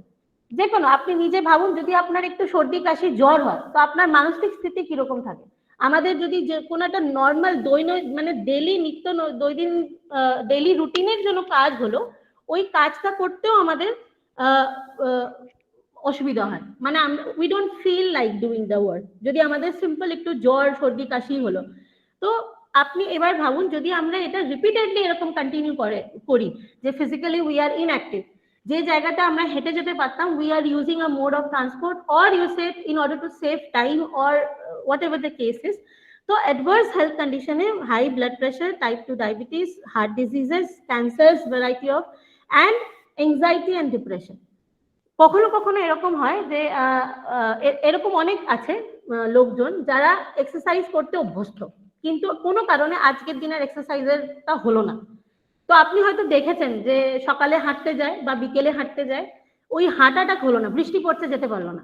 তো ওই রেস্টলেসনেসটা আপনি হয়তো নোটিস করেছেন, আমরা সবাই করি, আমাদের বাড়িতে এরকম এক দুজন আছেই, থাকেই সবারই বাড়িতে বা আশেপাশে নেবারের মধ্যে। আমাদের যাওয়ার কথা ছিল, আমরা যেতে পারলাম না আজকে হাঁটতে। তো এই যে রেস্টলেসনেস, পুরো টাইম, পুরো বিকেলটা বা পুরো সকালটা একটা মানে ইরিটেশন বা একটা দুঃখে কাটালো যে আমি আজকে হাঁটতে গেলাম না। এরকম অনেক অ্যাথলিট আছে মানে যারা করতে চায়, যেতে চায় নিজেদের থেকে। So when we are not participating in physical activity, so there are certain circumstances of where a person can experience anxiety and depression. আগে বলবো কি আমরা এক্সারসাইজ করলে বেসিক্যালি আমাদের কি বেনিফিট হয়। এক্সারসাইজ না করলে, ইনঅ্যাক্টিভিটি, আমরা যদি সেডেন্টারি লাইফস্টাইলের দিকে চলে যাই, তো it creates lots of problems physically, means physiologically as well as mentally. তো আমরা যদি এক্সারসাইজ করি, তো what is the brighter side towards doing exercise? যদি আমরা নিজেদেরকে মিনিমাম 30 মিনিটসও দিই, আগে 30 মিনিটসও দিই, অ্যাকিউট এক্সারসাইজের ক্যাটাগরিতে আসে এটা, তাহলেও আমাদের মধ্যে ফিজিক্যালি আর মেন্টালি আমরা হেলদিয়ার হয়ে যাই। কারণ আজকের যুগে শুধু ফিজিক্যালি ফিট থাকলে হবে না, we need to have our mental peace also, যেটাকে আমরা এখন বলি improve sense of wellbeing. Wellbeing একটা কমপ্লিট কন্ডিশন যেখানে there is a sense of fulfillment, there is a sense of satisfaction, there is a sense of happiness, মানে overall there is a joyful condition, যেটা কি অনেক ব্যক্তি আছে যারা রিসার্চের পর এটা ওরা এক্সপ্লেন করেছে যে ওয়েলবিং মানে we have achieved a proper positive psychological well-being. Means once we do or participate in any kind of physical activity, we start feeling better. And there are যখন আমরা এক্সারসাইজ করি, এক্সারশন হয়, তো আমাদের মধ্যে থেকে এই যে অ্যাংজাইটি, অ্যাংশিয়াসনেস, কারণ আমাদের ব্রেন কি আছে, অনেক সময় আমরা অলরেডি অনেক কিছু প্রি কনসিভ করে নিই। সো প্রি কনসিভ করার কারণে আমাদের মধ্যে স্ট্রেস ইনডিউস হয়। যেমনি আমি একটা ছোট এক্সাম্পল দিলাম, যে ডক্টর আমাকে বললো আমাকে ফিজিক্যাল অ্যাক্টিভিটিতে নিজেকে ইনভলভ করতে হবে, এখন লাইফস্টাইল চেঞ্জ করতে হবে। আমি এটা ভাবিনি কখনো, ইট ওয়াজ ইট the doctor's recommendation actually have taken me into complete surprise. আমি এটা ভাবিনি। তো অটোমেটিক্যালি যেটা ফার্স্ট ওর মেন্টাল কন্ডিশন হবে সেটা হচ্ছে একটা স্ট্রেস ইনডিউস হচ্ছে। স্ট্রেস কি, যে আমি তো কোনোদিন কিছু করিনি, এখন আমি এরকম প্ল্যান প্রোগ্রাম কি করে করব। হ্যাঁ, এখন হাতের কাছে সবারই অলমোস্ট হাতের সামনে জিম আছে, জিম ট্রেনার থাকে, তারা ট্রেন করে দেয়। বাট এই যে শুরু করার যে একটা ব্যাপার, এই শুরু করাতেই যে স্ট্রেসটা ক্রিয়েট হচ্ছে, once the person goes and participates, automatically এই ফিল গুড ব্যাপারটা আসে আর স্ট্রেস গুলো রিডিউস হয়। অ্যান্ড যারা সকালবেলা উঠে এক্সারসাইজ করছে বা ফিজিক্যাল অ্যাক্টিভ, আজকাল ম্যাক্সিমাম লোকেরা সকালে উঠে যোগাসন, মেডিটেশন, ওয়াকিং, জগিং কিছু না কিছু করে, অনেক অ্যাওয়ারনেস বেড়েছে মানুষের মধ্যে অনেক। তো এখন লোকে কিছু না কিছু করে। So once we participate in physical activity, the amount of energy পুরো দিনের জন্য এরকম লাগে যে একদম চার্জড আপ, যে আমরা পুরো দিনের জন্য একটা চার্জিং, মানে ব্যাটারি চার্জ হয় যেরকম, ওরকম ফিজিক্যাল অ্যাক্টিভিটির দ্বারা এই যে আমাদের একটা বন্ড হচ্ছে, সোশ্যাল একটা এস্টাবলিশমেন্ট হচ্ছে, যদি আমরা একা করি, বা ধরুন আমি গান শুনতে শুনতে ওয়ার্কআউটটা করলাম, বা আমি হাঁটলাম, বা গান শুনতে শুনতে বা মন্ত্র শুনতে শুনতে আমি মেডিটেশন বা যোগাসন করলাম, এই যে আফটার ইফেক্ট, মিউজিকের একটা লিঙ্গারিং আফটার ইফেক্ট থাকে। মানে অনেক সময় একটা গান আমাদের যখন ভালো লাগে, পুরো দিন ব্যাক অফ দ্য মাইন্ডে বা করে আমরা একটা গুনগুনে আওয়াজে আমরা ওই গানটা গাইতে থাকি। Music has got tremendous capacity to manage or reduce stress and increase the energy throughout the day. Exercise করলে এটা একদম এস্টাবলিশড ফ্যাক্ট দ্যাট যতটা এক্সস্টন হবে, মানে যেরকম আমরা এক্সস্টেড হব, আর এক্সস্ট হলে এই যে আমাদের মধ্যে একটা ফিলিং হচ্ছে যে আমি এক্সস্ট, আমি পার্টিসিপেট করেছি ফিজিক্যাল অ্যাক্টিভিটিতে, তো এই যে সেন্স অফ স্যাটিসফ্যাকশন, আর কোনো স্ট্রেস রইলো না, না থাকার কারণে ঘুমটা ভালো হয়। So better slip. And there is one another factor, এটা আগে আমি আর একটা থিওরি, একটা হাইপোথিসিস আমি আপনাদের বলবো, যে যারা ফিজিক্যালি অ্যাক্টিভ বা অ্যাক্টিভ লাইফস্টাইলের মধ্যে দিয়ে আছেন, তাদের কগনিশন ক্যাপাসিটি, কগনিশন মিনস তাদের ব্রেনের মধ্যে এই যে সেন্সেশন, পারসেপশন, মেমোরি, এই যে আমাদের ফ্যাক্টরগুলো, এগুলো খুব প্রবল থাকে। প্রবলই মানে প্রবল in the sense memory is very sharp, cognition process is very sharp, and automatically when we exercise we look good, we look beautiful from outside as well as from inside. তো অটোমেটিক্যালি আমাদের self কনফিডেন্সটা boost হয়, লোকেদের সামনে নিজেকে presentable মনে হয়। So self confidence gets enhanced. Now there are lot many literatures যেখানে এইটা, এই পজিশনটা দেওয়া হয়েছে বা এটা সাপোর্ট করা হয়েছে, যে রেগুলার যে এক্সারসাইজ, এটা করলে আমাদের সাইকোলজিক্যাল এফেক্ট এটা বাড়ে। এবার সাইকোলজিক্যাল এফেক্ট যেটা ইমপ্রুভ হয়, এটার মানে কি হচ্ছে, যেমনি অ্যাংজাইটি যদি বাড়ে, it is not good. So hence psychological এফেক্টের ব্যাপারে যখন আমরা কথা বলবো, এটার দুটো ডাইমেনশন আছে, নেগেটিভ এফেক্ট আছে, পজিটিভ এফেক্ট আছে। এবার নেগেটিভ এফেক্টের মধ্যে যেমনি অ্যাংজাইটি বাড়লে এটা আমাদের জন্য ভালো না, স্ট্রেস বাড়লে ভালো না, ডিপ্রেশন বাড়লে ভালো না, তো এগুলো কমলে ভালো। হেন্স এগুলোর যদি রিডাকশন হয়, তাহলে এই রিডাকশনটা, আর এই রিডাকশন গুলো তখনই হবে যখন আমরা নিজেদেরকে ইনভলভ করবো ফিজিক্যাল অ্যাক্টিভিটির মধ্যে। আর যেরকম আমি বললাম যে যদি আমরা অ্যাক্টিভিটি করি বা কেউ যদি করছে, তার মধ্যে পজিটিভ এফেক্টের মধ্যে আসে সেলফ এফিকেসি, ভিগার আর ওয়েলবিং। সেলফ এফিকেসির ব্যাপারে একটু বলবো, যে সেলফ এফিকেসি একটা এমন একটা কম্পোনেন্ট, যে আমাদের মধ্যে যে এবিলিটি, যে এবিলিটিটা আমাদের মধ্যে আছে কোনো কাজ করার বা যেটা করার মধ্যে আমাদের ক্ষমতা আছে, সেটা অন্যজন বিলিভ করার আগে আমাদের নিজেদেরকে বিলিভ করতে হয়। সেলফ এফিকেসি মানে trusting our own activity, own ability to perform an activity. আমরা যে অ্যাক্টিভিটিটা করছি এটা আমরা করতে পারবো, এই যে ফিলিংটা, এই যে সেন্সটা, এটা এনহ্যান্স করে অ্যাক্টিভিটিতে পার্টিসিপেট করলে। আর এর সাথেই অ্যাটাচড হয়ে রয়েছে সেলফ এস্টিম। এটা self esteem is related to self respect. কি যখন আমরা কোনো জিনিস করছি, যখন আমরা জেনারেলি আমরা we demand in the sense, demand বলাটা ভুল হবে, যে আমরা জেনারেলি কি ভাবি আর জেনারেলি আমরা কি বলি, that respect is earned, love and affection is শোন। তো সেলফ রেসপেক্ট যা হচ্ছে, নিজেকে আগে রেসপেক্ট করতে হবে। when we are respecting ourselves, when we are respecting, understanding our own abilities, that we can perform an activity, we can create a difference, then only the involvement or the expression of self efficacy is shown. Next is vigour. Vigour মানে enthusiasm, আমরা যে কাজটা করছি সেটার মধ্যে আমাদের heart and soul আছে কিনা।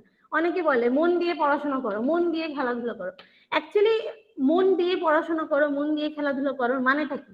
মানে if I am wanting to do an activity, I need to put my entire physical and mental potentiality or faculty into it.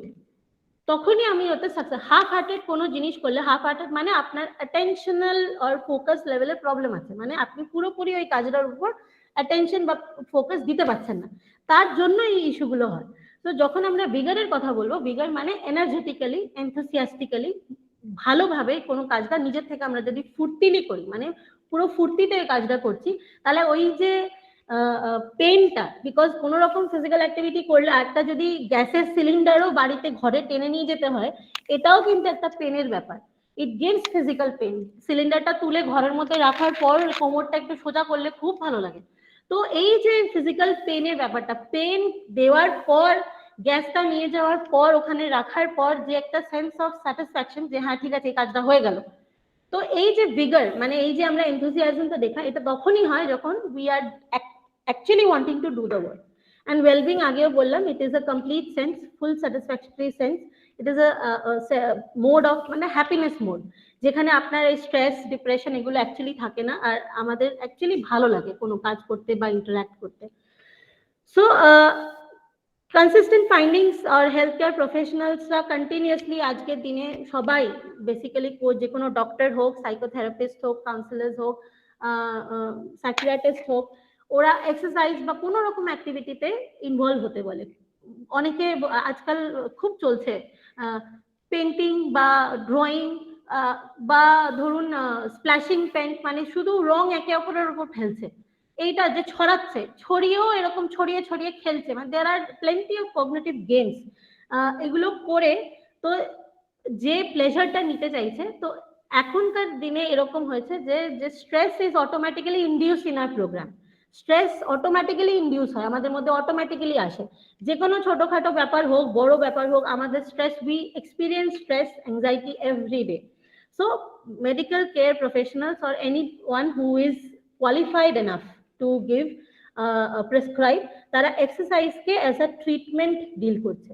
And there are selected mental health problems যেখানে exercise is the only way out, and there are effective psychotherapy, and there are certain antidepressant drugs also with for treating the emotional disordered people as well. Now mental ইলনেসের ব্যাপারে যখন আমি বলছি, অনেক রকম আছে। কারোর অ্যাংজাইটি ইস্যুস আছে, কারোর anxiety issues in the sense state অ্যাংজাইটির কথা বলছি আমি এখানে, ট্রেট অ্যাংজাইটির কথা বলছি না। স্টেট অ্যাংজাইটি মানে কোনো একটা কন্ডিশন, কোনো একটা সিচুয়েশনের জন্য ওর ভেতরে এই প্রবলেমটা আছে। কিন্তু কি হয়, যখন আমরা কোনো ধরুন ফর এক্সাম্পল কারো একটা স্টুডেন্টের ভাইভা আছে, ভাইভা দেওয়ার আগে স্টুডেন্ট কমিউনিটির সামনেই বলছি, তো ভাইভা দেওয়ার আগে জেনারেলি সবারই মনে হয় যেন হার্টবিটটা কানের মধ্যে বাজছে বা হাতের ফিস্টের মধ্যে বাজছে, আমি নিজের হার্টবিট নিজে শুনতে পাচ্ছি, এগুলো normal, this is normal. But once the viva begins, তো আমরা কি করি, আমরা ওটার মধ্যে এনগ্রসড হয়ে যাই। এনগ্রস মানে আমরা ওর মধ্যে ডুবে যাই। তো একবার যখন আমরা ওর মধ্যে ইনভলভ হয়ে পড়লাম ভাইভার প্রসেসের মধ্যে, তখন আর এই অ্যাংজাইটি ইস্যুটা আমার রইল না। এটা হচ্ছে হেলদি অ্যাংজাইটি ইস্যু। মানে আমি ধরুন কোনো অ্যাথলিট ধরুন খেলতে গেছে, কম্পিটিশনের আগে একটুকু অ্যাংজাইটি, অপটিমাম লেভেলের অ্যাংজাইটি ও ফেস করবেই, that is very normal. But once the person gets into the play field, once the person starts playing, within few minutes the person gets into the flow of the game, and once the athlete goes into the flow of the game, automatically এই যে anxiety issue, যে thumping of heart, butterfly sensation স্টমাকের মধ্যে, can hear, the ears get red, এইসব feeling গুলো ধীরে ধীরে ধীরে ধীরে সাবসাইড করে দেয়। বাট এরকম অনেক ব্যক্তি আছে যাদের মধ্যে এই অ্যাংজাইটি ডিসঅর্ডার কন্ট্রোলেবল না, স্টেট অ্যাংজাইটি ডিসঅর্ডার, মানে এই যে ভয়টা লাগছে এই ভয়টা কন্টিনিউয়াস থাকে, যার জন্য কি হয় পারফরমেন্স, যেখানে ভাইবার কথাই যেরকম বলছি, ভাইবা দেওয়ার সময়ও ওই জিনিসটা যখন থেকে যায়, মানুষ অনেক সময় দেখবেন অনেক স্টুডেন্টস আমরা বুঝতে পারি আনসার জানে কিন্তু বলতে পারছে না। The reason behind is the fear, the ওয়ারি, এইটা ওভারকাম করতে পারে না। তো এইটা একটা ডিসঅর্ডারের মধ্যে পড়ে, যে অ্যাংজাইটি ডিসঅর্ডার আছে স্টেট অ্যাংজাইটি ডিসঅর্ডার, যেখানে ওটা ওভারকাম করার ওর মধ্যে চ্যানেলাইজেশন হয় না। bipolar disorders is a personality disorder, যেখানে একটা মানুষের বেসিক্যালি দুটো ফেজ আছে, the person is struggling within oneself, কি between the right and wrong, যেরকম মুভিতে খুব ড্রামাটিক্যালি ওটাকে দেখায় যে the white side and the black side, ওরকমই অনেকটা। then depressive disorders, কিছু লোক আছে তারা পেসিমিস্ট হয়, পেসিমিস্ট অপটিমিস্টিক দুটো ক্যাটাগরি। অপটিমিস্টিক হচ্ছে খারাপ, একদম খারাপ সিচুয়েশন তার মধ্যেও পজিটিভিটি দেখবে, বাট কিছু লোক আছে যারা কোনো ভালো জিনিসকেও অ্যাপ্রিসিয়েট করতে পারে না, বা নেচার নয় ওরকম অ্যাপ্রিসিয়েট করা, যে কোনো জিনিসে ওটা খারাপই মনে হয়। So what happens is this leads to this negativity, this negative feeling, negative thoughts within the person, যদি ক্লিয়ার না করা হয়, এটা লেয়ারের পর লেয়ার জমতে জমতে জমতে it leads to the depression or depressive disorders. So depression is very dangerous, very dangerous. The depression at 3rd degree, it gets suicidal also.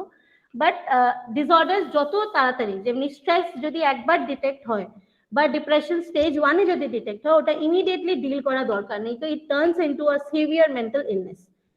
Now coming to eating disorder, এরকম অনেক লোক আছে যাদের খাবার দেখলেই মনে হয় যে ও খাবার এসে গেছে, খেলে যদি আমার ওয়েট বাড়ে, বা এরকম অনেক আছে যে খাবার দেখে আর কন্ট্রোল করতে পারছে না, হয়তো খেয়েছে, পেট হয়তো ভরা, খাওয়ার হয়তো এখন দরকার নেই, নিউট্রিশন যতটুকু বডির মধ্যে যাওয়া দরকার, কিন্তু স্টিল দ্য পারসন আর্জেস কি না আমাকে খেতে হবে। Means in short, either overeating or not eating at all, or eating but feeling or the fear যে কি আমার ওয়েট বেড়ে যাবে, আমাকে দেখতে খারাপ হয়ে যাবে, আমার অ্যাপিয়ারেন্স খারাপ হয়ে যাবে।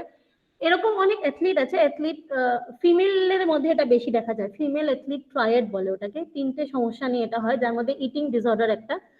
তো ওইখানে কি হয়, অ্যাথলিটরা দে ইট অ্যান্ড দে ভমিট নিজেকে মেনটেন করার জন্য, বিকজ আজকের দিনে আপনার আমাদের লাইফে, মানে অ্যাথলিটসদের লাইফে, আমাদের লাইফে না, অ্যাথলিটসদের লাইফে বা কোনো একটু যদি ভালো খেলছে, মিডিয়ার ইনভলভমেন্ট প্রচুর আছে, ড্রেসের মধ্যে ইভলিউশন আছে, ইকুইপমেন্টসের মধ্যে ইভলিউশন আছে। আজকালকার দিনের ফিমেল অ্যাথলিটসরা নিজেদেরকে সুপার মডেলের থেকে কম কিছু ভাবে না, এটা মানে it is revealed by their way they dresses up, because they know they are being shooted, they are being recorded. So it is a good thing, projecting ourselves, projecting themselves in front of everyone, এইভাবে লোকে role model আইকনও বানায়, so it is a good thing. But eating disorder is prevalent in female athlete very very much, R normal individual এর মধ্যেও আছে। Another mental illness is obsessive compulsive disorder, OCD in short, অনেকে লোককে এমনি বলে আপনার OCD আছে, OCD আছে। অ্যাকচুয়ালি ওসিডি কি হচ্ছে কি, ইট is a kind of behaviour যেখানে টেম্পটেশন আছে। টেম্পটেশন মানে আমাকে, ফর এক্সাম্পল আমি বইয়ের তাক থেকে একটা বই নিলাম, এবার বইয়ের তাক থেকে যদি একটা বই সরাই, তো অন্য বইগুলো ওর একে অপরের ওপর পড়ে যায়, তো এবার আমার বইটা নিয়ে I am not feeling good, বইটা নিয়ে আমার টেনশন হচ্ছে, এই যে বইগুলো পড়ে গেল এইগুলোর জন্য আমার টেনশন হচ্ছে, মানে আমি এইটাকে বলে obsessive compulsive, compulsive disorder. Compulsive মানে আমার মধ্যে এই জিনিসটা আলোড়ন চলছে একটা, এই যে বইগুলো পড়ে গেল, যতক্ষণ না আমি বইটা ইউজ করে তাকে রাখতে পারছি, ততক্ষণ আমার মধ্যে একটা স্ট্রেস ক্রিয়েট হচ্ছে যে আমি ওটা ঠিক করে রাখতে পারিনি। অনেকজন আছে বাড়ি থেকে ঢুকে এখানে ব্যাগ, ওখানে চাবি, ওখানে পরের দিন 10 মিনিট হয়তো চাবি খুঁজতে লাগলো, কিন্তু এইভাবে ছড়িয়ে দিল, ওদের কোনো রকম প্রবলেম নেই। কিন্তু এরকম অনেক লোক আছে যে ঢুকে যেখানে চাবি রাখা রাখবে, যেখানে ব্যাগ রাখা রাখবে, মানে দে আর actually obsessed with performing the activities in a very correct or a right way. So যদি আমরা এটাকে ঠিক সময় কন্ট্রোল করতে না পারি, তো it becomes OCD, obsessive compulsive disorder, যেখানে আমরা এক ধরনের বিহেভিয়ারকে প্রজেক্ট করতে, ওই বিহেভিয়ারটা যতক্ষণ না হবে, যতক্ষণ আমার তরফ থেকে ওই বিহেভিয়ারটা সাকসেসফুলি প্ল্যান্ড হলো না, ততক্ষণ আমার মধ্যে শান্তি থাকবে না। There will be tremendous amount of anxiety and stress.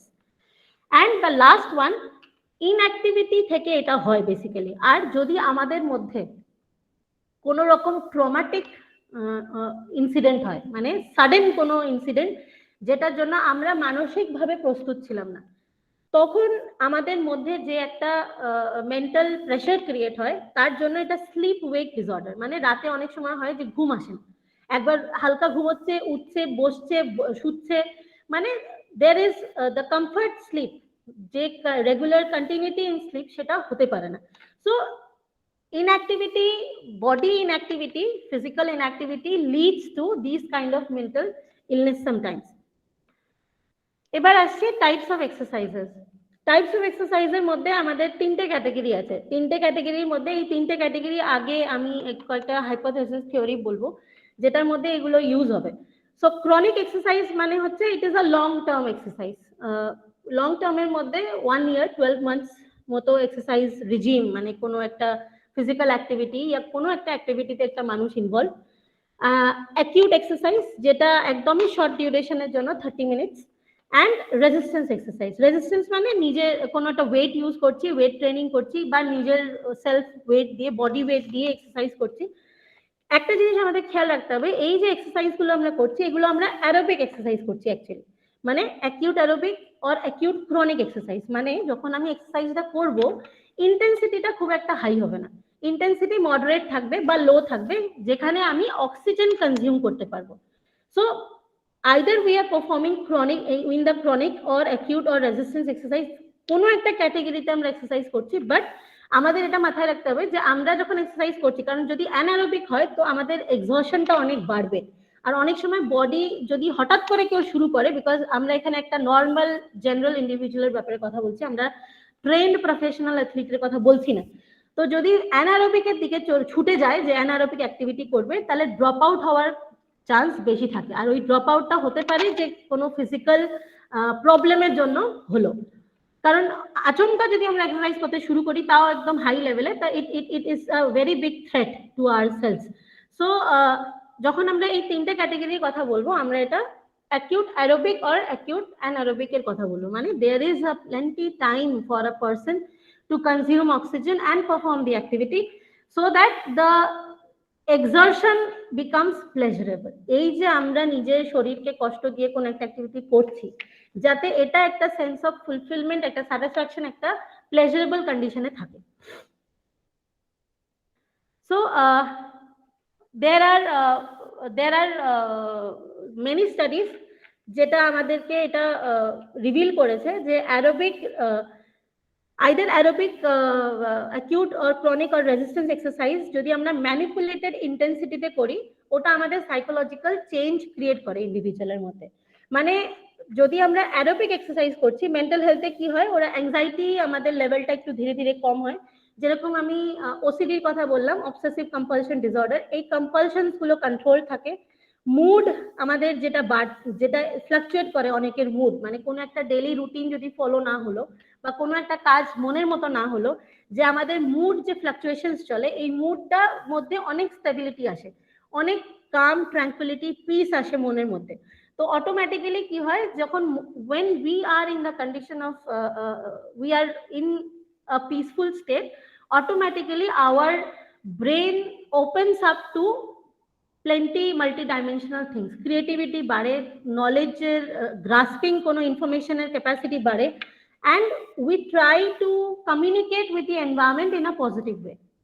And আরেকটা যেটা আমি বললাম, এই যে স্লিপ ওয়েক ডিসঅর্ডার যেটা আছে, সেটার মধ্যে আরেকটা ভার্সন হচ্ছে post traumatic stress disorder. Post traumatic মানে কোনো একটা অ্যাক্সিডেন্ট, ইনসিডেন্ট হঠাৎ করে হয়ে যাওয়ার পর অনেকে দুঃস্বপ্ন দেখি আমরা। অনেক সময় দুঃস্বপ্ন যখন আমরা দেখছি, মানে ব্যাক অফ দ্য মাইন্ডে ওটা আমাদের মধ্যে ছিল, আমরা কোথাও একটা দেখেছি, যেটা ওটা রিঅকারেন্স ডিউরিং দ্য স্লিপ হলো।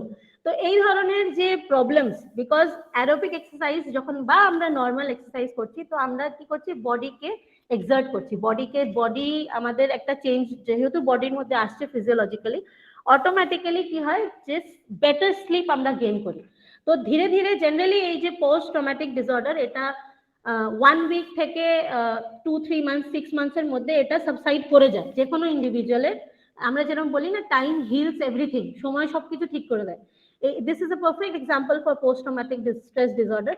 যাদের হয় না তাদেরকে সাইকোলজিক্যাল হেল্প নিতে হয়, বাট জেনারেল ইন্ডিভিজুয়াল, ধরুন আমি গাড়ি চালাচ্ছি, গাড়ি চালাতে চালাতে হালকা করে গাড়িটা কোথাও লেগে গেল বা কারুর গায়ে লেগে গেল, কিছুদিন গাড়ি চালাতে অসুবিধা হবে ডেফিনেটলি, বাট ধীরে ধীরে এটা ওভারকাম হয়ে যায়। তো বডি, আমাদের ব্রেনের যে কেমিক্যালস গুলো আছে এগুলো অটোমেটিক্যালি এই জিনিসগুলোর উপর প্রলেপ ফেলতে থাকে, ফেলতে থাকার কারণে এই স্ট্রেস গুলো অটোমেটিক্যালি এটা ডিজেনারেট করে যায়, এগুলো আমাদের ভেতর থেকে রিলিফ বেরিয়ে যায়। সো কিপিং ইনটু কনসিডারেশন, আমাদের একটা জিনিস মাথায় রাখতে হবে, every individual is different. Hence যখন আমরা সাইকোলজিক্যাল বেনিফিটের কথা বলছি, আর সাইকোলজিক্যাল বেনিফিটের মানে ওই ইন্ডিভিজুয়াল, যে ইন্ডিভিজুয়ালটা কোনো একটা অ্যাক্টিভিটির মধ্যে ইনভলভ, ওই ইন্ডিভিজুয়ালটাকে ওর মধ্যে এই সেন্সটা ডেভেলপ হতে হবে, sense of happiness, fulfilment, satisfaction, এগুলো ডেভেলপ হতে হবে। মানে অ্যাক্টিভিটি যেটা করছে সেটাকে এনজয় করতে হবে, এনজয় করলে তবেই সাইকোলজিক্যাল বেনিফিটস গুলো পাওয়া যাবে। যদি কোনো জিনিস কারোর উপর চাপানো হয় তো অটোমেটিক্যালি ওর একটু ইচ্ছা নেই করার, interest, lack of interest, motivation level zero, ইন্টারেস্টও নেই, মোটিভেশনও নেই, অটোমেটিক্যালি কি হবে, যখন ও করতে চাইছে না কিন্তু জোর করে করানো হচ্ছে, তো অটোমেটিক্যালি সাইকোলজিক্যাল বেনিফিটস গুলো রিভার্স অর্ডারে যায়, মানে বেনিফিট আর কিছুই হচ্ছে না, ওর উপর চাপানো হচ্ছে। সো ইন্ডিভিজুয়াল ডিফারেন্স আমাদের একটা মেইন কনসার্ন। তো সাইকোলজিক্যাল বেনিফিটস গুলো পেতে গেলে কোন ইন্টেন্সিটিতে এক্সারসাইজ গুলো বা ফিজিক্যাল অ্যাক্টিভিটি গুলো একটা মানুষ করছে এটা কনসিডার করা খুব দরকার। বিকজ রিসার্চ এটা বলে যে মডারেট ইন্টেন্সিটিতে যদি এক্সারসাইজ করা হয় বা ফিজিক্যাল অ্যাক্টিভিটি করা হয়, it creates better psychological effect or effect in comparison to those who are performing the physical activity in a higher or a very vigorous level. So we have to keep the difference of individuals opinion, মানে individual একটা মানুষ কি চাইছে, কিভাবে করতে চাইছে, সেটা মাথায় রাখা খুব দরকার।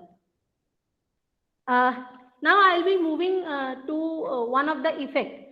আমি একটু আগে বললাম যে অ্যাংজাইটি ডিসঅর্ডারস এর ব্যাপারে আমি কথা বলছিলাম, মানে স্টেট অ্যাংজাইটি। কি হয় কি, কোনো এক্সারসাইজ বা কোনো অ্যাক্টিভিটি আমরা করছি, অ্যাক্টিভিটি করার সময় এই যে আমাদের ভেতরে যে আলোড়নটা ক্রিয়েট হচ্ছে, মানে যে ভয়, যে ব্যাপারটা হচ্ছে, যে সিমটমস গুলো দেখা যায়, ঘাম, গাল একদম লাল হয়ে যাওয়া, স্কিনের কালার চেঞ্জ হয়ে যাওয়া, তো এইগুলো হচ্ছে, এগুলো হয়, দিস ইজ ভেরি জেনারেল, হতেই হবে, এগুলো না হলে মানে হচ্ছে যে পারফরমেন্সটা দেবে কি করে, বা আমরা যে অ্যাক্টিভিটিটা করছি তার মানে ওটা আমরা সিরিয়াসলি নিচ্ছি না। তো এগুলো অ্যাকচুয়ালি হয়, বেসিক্যালি যে কোনো কারোর হয়। তো যখন এই যে অ্যাকিউট অ্যারোবিক এক্সারসাইজ করছে, অ্যাকিউট অ্যারোবিক মানে 30 মিনিটস মিনিমাম ডিউরেশন যখন করছে, বা একজন মানুষ যখন রেজিস্ট্যান্স এক্সারসাইজ করছে, ধরুন ওটা 1.5 আওয়ারের একটা সেশন করছে, তো কি হয়, আলাদা আলাদা মানুষের আলাদা আলাদা টাইমে অনসেট হয়। অনসেট ইন দ্য সেন্স, এই যে আমি আপনাকে বললাম যে আমরা অ্যাংজাইটি ফেস করি, কিন্তু একবার আমরা অ্যাক্টিভিটির মধ্যে গিয়ে ওর ভেতরে যে ইনভলভ হয়ে যাই, তো আমাদের এই অ্যাংজাইটিটা ধীরে ধীরে ধীরে ধীরে ডিক্রিজ করে যায়। তো এই যে অ্যাংজাইটিটা আমাদের ডিক্রিজ করছে ধীরে ধীরে, এটাকে বলে ডিলেড অ্যাংজিওলিটিক এফেক্ট। মানে আমরা যখন এক্সারসাইজটা করছি ইমিডিয়েটলি ডিক্রিজ হয় না, ইমিডিয়েটলি তো একদমই ডিক্রিজ হয় না, আমরা ওটা ফেস করি, অ্যাক্টিভিটিটা করা শুরু করলেও আমরা ওটা ফেস করছি। তো আমাদের এই যে অ্যারাউজাল কম্পোনেন্ট, এই যে আমরা এক্সাইটেড হয়ে পড়ছি যে আমরা এটা করব, আর কি কি মানে কতটা ইন্টেন্সিটিতে আমরা কোনো এক্সারসাইজ করছি, তো এটাতে কি এই যে আমাদের অ্যাংজাইটি নিয়ে আমরা অ্যাক্টিভিটি শুরু করলাম, বাট কারোর এরকম দেখা যায় যে অ্যাংজাইটিটা সঙ্গে সঙ্গে কমে গেল উইদিন ফিউ মিনিটস, বা কারোর অনেক ডিলেও হয়, 30 মিনিটসও লেগে যায়। তো এই যে ডিলেড প্রসেস, এই যে ডিলেড যে process of reduction in anxiety, এই প্রসেসটাকে বলে ডিলেড অ্যাংজাইটিক ইফেক্ট। সো এইটাতে জেনারেলি কি হচ্ছে, through this kind of component, যখন আমাদের অ্যাংজাইটি রিডিউস হয়ে যাচ্ছে, অটোমেটিক্যালি আমাদের মুড এলিভেট হচ্ছে, মুড ইমপ্রুভ করছে, বিকজ আমরা এক্সারসাইজে পারফর্ম করছি, নিজেকে ইনভলভ করছি, অ্যান্ড আমাদের যে কগনিটিভ ফাংশনিং ওটা ক্লিয়ার হচ্ছে। মানে কগনিটিভ ফাংশনিং মানে কেউ ধরুন ওয়াকিং করছে, ওয়াকিং এর পর ও তো প্ল্যান করে আছে যে ওয়াকিং করে আসার পর আমাকে একটু ফ্রি হ্যান্ড এক্সারসাইজ করতে হবে, বা গার্ডেনিং করছি, গার্ডেনিং এ একটু সয়েল মাটিটাকে একটুখানি খুঁড়ে নিলাম, তারপরে আমাকে কি করতে হবে, এই যে প্ল্যানিং, এই যে ফাংশনিং, আমাদের ব্রেন যে ফাংশন করছে, একটার পর একটা স্টেপ যে আমাদের মনে পড়ছে, এই যে ক্ল্যারিটি, এই ক্ল্যারিটি গুলো ক্লিয়ার থাকে, আর উই স্টার্ট ফিলিং গুড, এই যে আমাদের মুড এনহ্যান্স হচ্ছে, এইটা হয় যখনই এইটা আমাদের এই যে আমাদের সেন্স অফ ওয়েলবিং মুড এগুলো যে আমাদের এলিভেট হয়, এটা তখনই হয় যখন অ্যাংজাইটি সাবসাইড করে।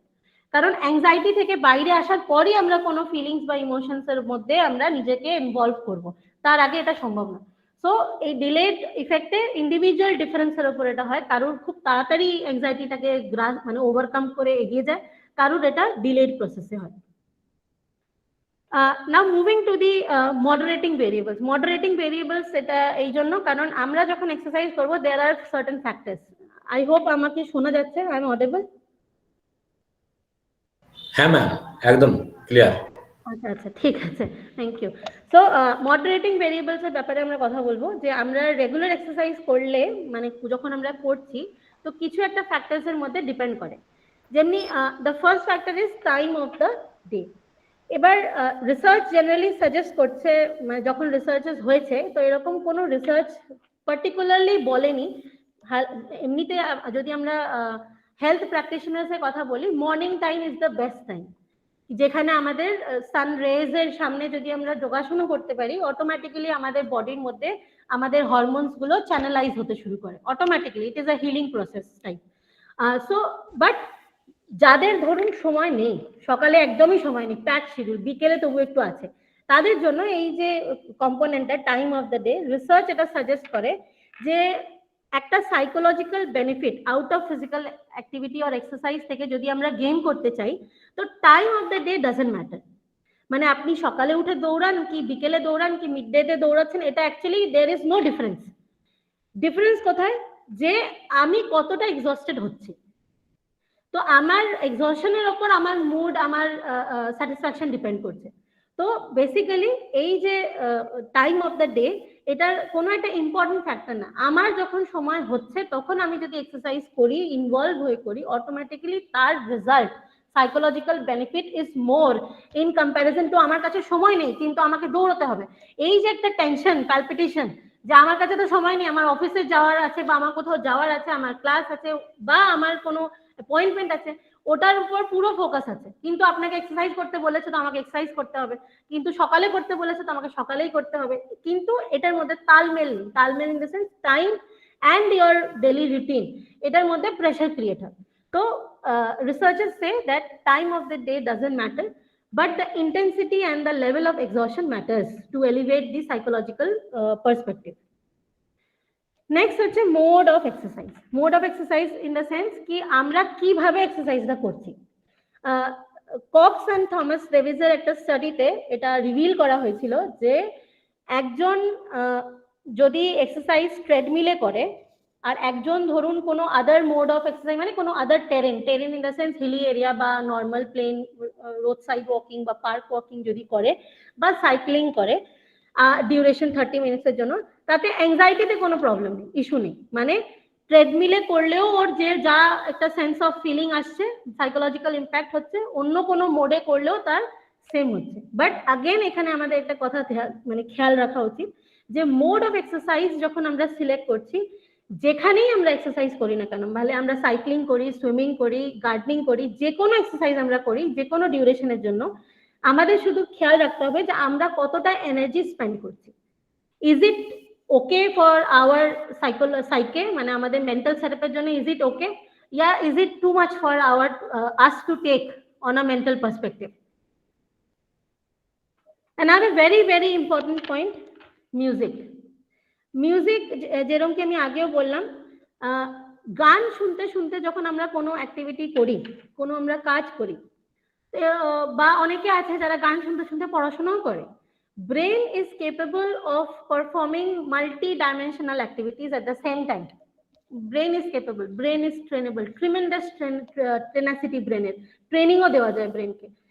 কিন্তু যখন দেখা যাচ্ছে যে এক্সারসাইজার্সরা, যে ইন্ডিভিজুয়ালসরা গান শুনতে শুনতে ফিজিক্যাল এক্সারসাইজ করছে, তাদের মধ্যে একটা পজিটিভ এফেক্ট দেখা যায়। কিরকম এফেক্ট? মানে এই যে ধরুন আমাকে আজকে 3 কিলোমিটার হাঁটতে হবে, শুনলে 3 কিলোমিটার হাঁটতে হবে, আরে কতটা হাঁটতে হবে, কিন্তু গান শুনতে শুনতে বা কারুর আজকাল তো অনেক মোটিভেশনাল স্পিকার আছে, তাদের কথা শুনতে শুনতে বা কোনো মন্ত্র শুনতে শুনতে যদি ওয়ার্কআউট করে, তাহলে কি হয়, এই যে পারসিভড এক্সারশন, পারসিভ মানে 3 কিলোমিটার শুনেই যে আমাদের একটা বেল অ্যালার্ম যে আমাদের ব্রেনে একটা কাজ করে, আচ্ছা 3 কিলোমিটার, আচ্ছা 5 কিলোমিটার, আচ্ছা 10 কিলোমিটার, এটা কি হয় যে পারসিভড এক্সারশন, মানে আমরা ভেবে নিয়েছি এতটা এতটা করতে হবে, এই ব্যাপারটা থেকে আমাদের একটা মুক্তি পাওয়া যায়। সো লিসনিং মিউজিকে কি হচ্ছে, আমাদের শুধুমাত্র এইটা নয় যে আমরা ওয়ার্কআউটটা কমপ্লিট করতে পারছি, বাট আমাদের মোড মানে স্ট্রেসটা অটো রিল্যাক্স মোডে আমরা চলে যাই, automatically stress gets release and the work is also done and the load is not felt by the individual, load feel করছে না। কিন্তু আরেকটা জিনিস, আমি ধরুন স্লো কাইন্ড অফ মিউজিক পছন্দ করি, স্লো মিউজিক যেখানে ট্র্যাঙ্কুইলিটি, পিস, কারণ মিউজিকের মধ্যেও দিয়েও আমরা কাউকে উত্তেজিত করতে পারি, কাউকে আমরা রিল্যাক্সও করতে পারি। এখন আমি একটা স্লো মিউজিক পছন্দ করি, হতে পারে অন্য কেউ পছন্দ না করলো, তাহলে আমাদের এটা খেয়াল রাখতে হবে যে আমরা যে ডিফারেন্ট কাইন্ড অফ মিউজিককে আমরা যে প্রায়োরিটি দেব, তো এটা একটা ইন্ডিভিজুয়াল চয়েসের উপর, যে অ্যাক্টিভিটি করার সময় ওর এটা পূর্ণ স্বাধীনতা আছে যে মানুষটা যেভাবে ইচ্ছা যে কোনো গান শুনে, যেটা শুনলে ওর ভালো লাগে, লাইট ফিল হয়, মুড এলিভেট হয়, ওই ধরনের মিউজিক শুনে অ্যাক্টিভিটি করলে it gives better psychological impact to the person, and যে এনার্জি, যে চলার পুরো দিন চালনা করার যে একটা এনার্জি, এই মানুষটা ওই মিউজিক থেকেই পেয়ে যায়। Next is attentional strategy. এটা একটা ট্রিকি ব্যাপার মানে it is a dissociative kind of thing. মানে অ্যাটেনশনাল স্ট্র্যাটেজিতে আমরা কিভাবে বেনিফিট গেইন করব, যেমনি অনেকে আছে, অনেক রানার আছে যাদেরকে বলা হয় হার্ট রেটের উপর ফোকাস করো, হার্ট রেটের উপর ফোকাস করো ডিউরিং এক্সারসাইজ, এটা একটা ইন্টারনাল ফোকাসের ব্যাপার। তো এতে কি হয়, যখন হার্ট রেটের উপর ফোকাস করছো, পুরো ফোকাসটা তো হার্ট রেটের উপর, আজকাল ট্রেডমিলে দৌড়চ্ছে, সেন্সর আছে, ধরলো হার্ট রেট আসছে, এবার এতখানি ইন্টেন্সিটিতে দৌড়চ্ছে, ওকে হার্ট রেটটা মেনটেন করতে হবে, তো ওর পুরো ফোকাসটা হার্ট রেটের উপর। তো এতে কি হয়, ইমোশনাল স্ট্রেস জেনারেট হয়, মানে ওর মধ্যে একটা স্ট্রেস আমরা ইনডিউস করে দিচ্ছি যে ও হার্ট রেট নিয়ে কনসার্ন। তো এতে কি হচ্ছে, মানে ফিজিক্যালি তো ফিট হচ্ছে কিন্তু সাইকোলজিক্যালি রিল্যাক্স হতে পারছে না। তো আমরা কি করছি যে আমরা অ্যাটেনশনাল স্ট্র্যাটেজি লাগাই, মানে ওয়ার্কআউট করানোর জন্য যিনি বাচ্চাদেরকে ভোলানো হয় এরকম টাইপের ডিসোসিয়েটিভ অ্যাক্টিভিটি দেওয়া উচিত, মানে হার্ট রেটের উপর পুরোপুরি ফোকাস না করিয়ে ওকে কাজ ও যাতে লাইটলি করতে পারে, এত বেশি স্ট্রেস ইনডিউস না হয় অ্যাক্টিভিটি, কারণ আলটিমেটলি আমাদের অ্যাক্টিভিটি করার পারপাস হচ্ছে to enhance hour mental stability. Daily life থেকে যে স্ট্রেস আমাদের মধ্যে অটোমেটিক্যালি আসছে, সেই স্ট্রেসটা যাতে আমরা সরাতে পারি। তো ডিসোসিয়েটিভ অ্যাটেনশনাল স্ট্র্যাটেজি দিয়ে এটার মানে হচ্ছে যে স্ট্রেসটা ফিজিক্যাল ওয়ার্কআউটের থ্রু অলরেডি ওর মধ্যে ইন্ট্রোডিউস হচ্ছে, কারণ দৌড়াচ্ছে তো it is painful for the body, pain তো আমরা ফিল করি কিন্তু আমরা অ্যাডপ্ট করে নিই পেন, এই জন্য আমাদের মনে হয় না যে এটা আমরা দৌড়াচ্ছি আমাদের মধ্যে পেন ফিল হচ্ছে, বডি অ্যাডপ্ট করে নেয়।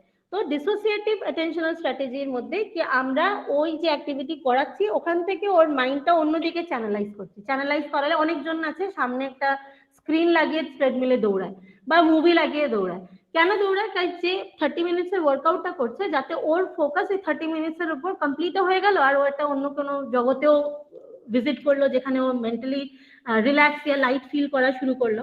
সো অ্যাটেনশনাল স্ট্র্যাটেজিতে আমরা বেসিক্যালি ওকে ডিস্ট্র্যাক্ট করার চেষ্টা করছি, যেখানে ডিস্ট্র্যাক্ট করার মধ্যে পারপাস হচ্ছে to make him feel better mentally after effect এক্সারসাইজের যাতে ভালো থাকে। And the last and very important point is social environment and self-efficacy.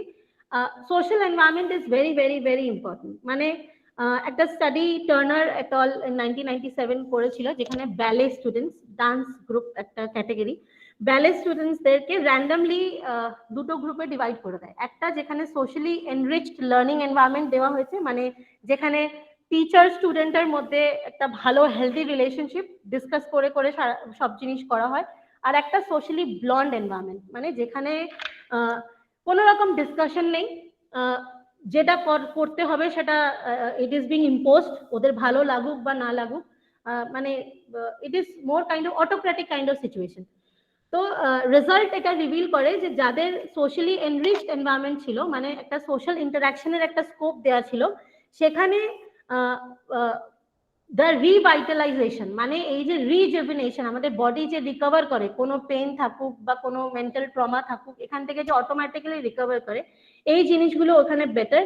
R self efficacy মানে every student in that group believed in his or her ability to communicate, his or her ability to participate wholeheartedly. So self-efficacy and this sense of psychological impact, increased better impact of in terms of psychology was seen.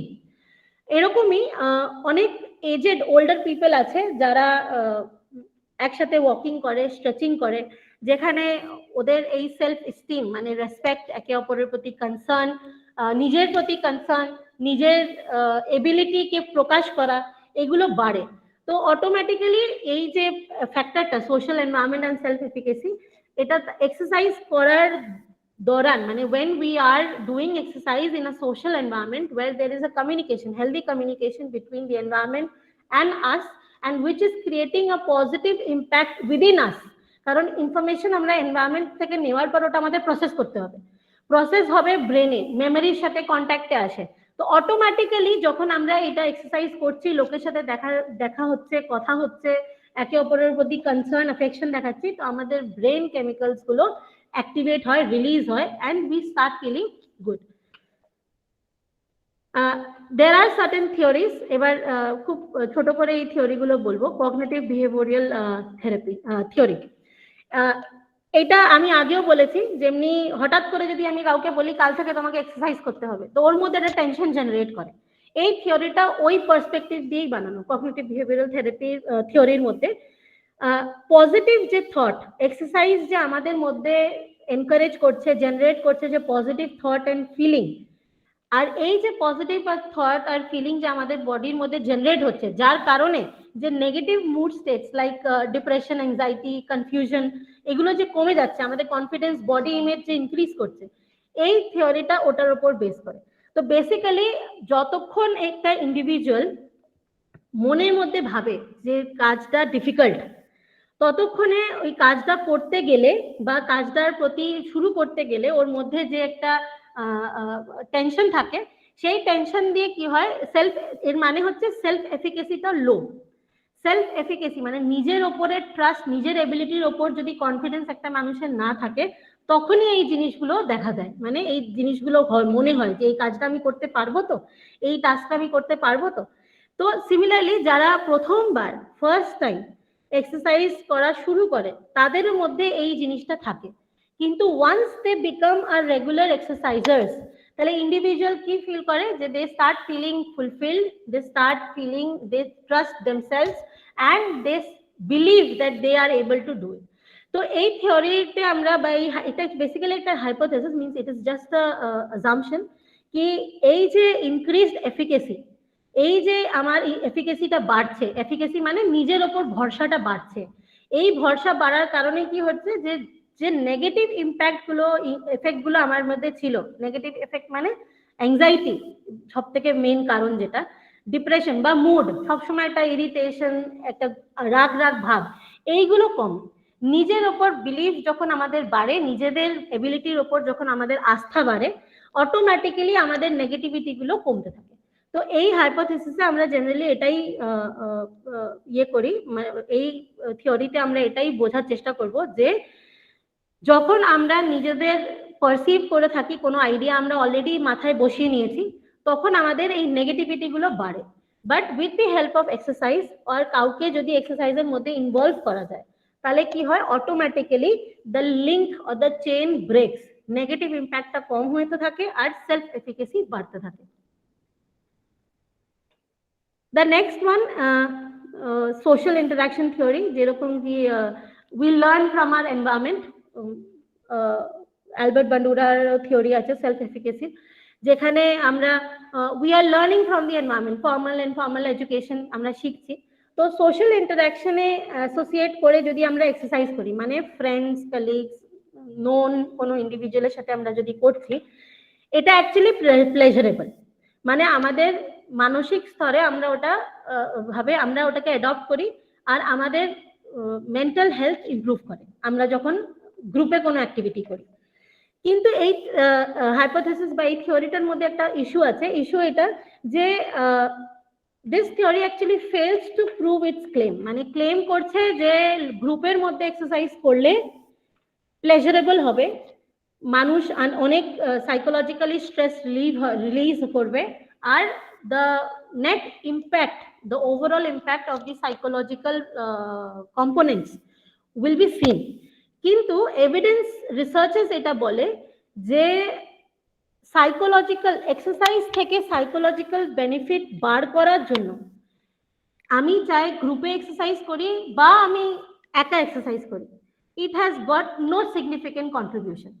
মানে আমি গ্রুপে কেউ যদি গ্রুপে exercise করতে চায় তার জন্য psychological benefit from exercise will be as it is ভালো, যদি কেউ একা করতে চায় তাহলেও ওর জন্য ভালো। মানে it is a matter of choice basically. So not at all এটা কনফার্ম করে দিয়েছে যে যারা ওর স্টাডিতে এটা কনফার্ম করেছে যে যারা একা এক্সারসাইজ করে, বাড়িতে এক্সারসাইজ করে, তাদের ডিপ্রেশন যেটা আছে যেটা গ্রেটার রিডাকশন হয়, মানে অনেক বেশি মাত্রায় ডিপ্রেশন বা অ্যাংজাইটি ইস্যুস কন্ট্রোল করতে পারে রাদার দ্যান সবার সাথে এক্সারসাইজ করার জন্য। এটার পিছনে একটা মুখ্য কারণ হচ্ছে যে এই যে রিজাল্টিং ইন গ্রেটার রিডাকশন, এই যে নেগেটিভ যে আমাদের সাইকোলজিক্যাল কম্পোনেন্টস গুলো, এগুলো একা এক্সারসাইজ করলে কম কেন হয়? অনেক ব্যক্তি আছে যাদের পার্সোনালিটি ক্যারেক্টারিস্টিক্স এর হিসেবে তারা ইন্ট্রোভার্ট, তারা শাই। তো ওরা যদি অন্যজনের সামনে করে তখন অটোমেটিক্যালি ওদের বিহেভিয়ারটা রিজিড হয়ে যায়। রিজিড মানে খুলে করতে পারে না, মন খুলে করতে পারে না। কিন্তু যখন একা করছে, বাড়িতে করছে, অটোমেটিক্যালি ওই শাইনেসটা নেই, অকওয়ার্ডনেসটা নেই, নিজেকে পুরো ওপেন আপ করে এক্সারসাইজটা করছে। তো যখন নিজেকে ওপেন করে এক্সারসাইজ করছে অটোমেটিক্যালি সাইকোলজিক্যাল গেইন বা বেনিফিটটা ওর বেশি হচ্ছে।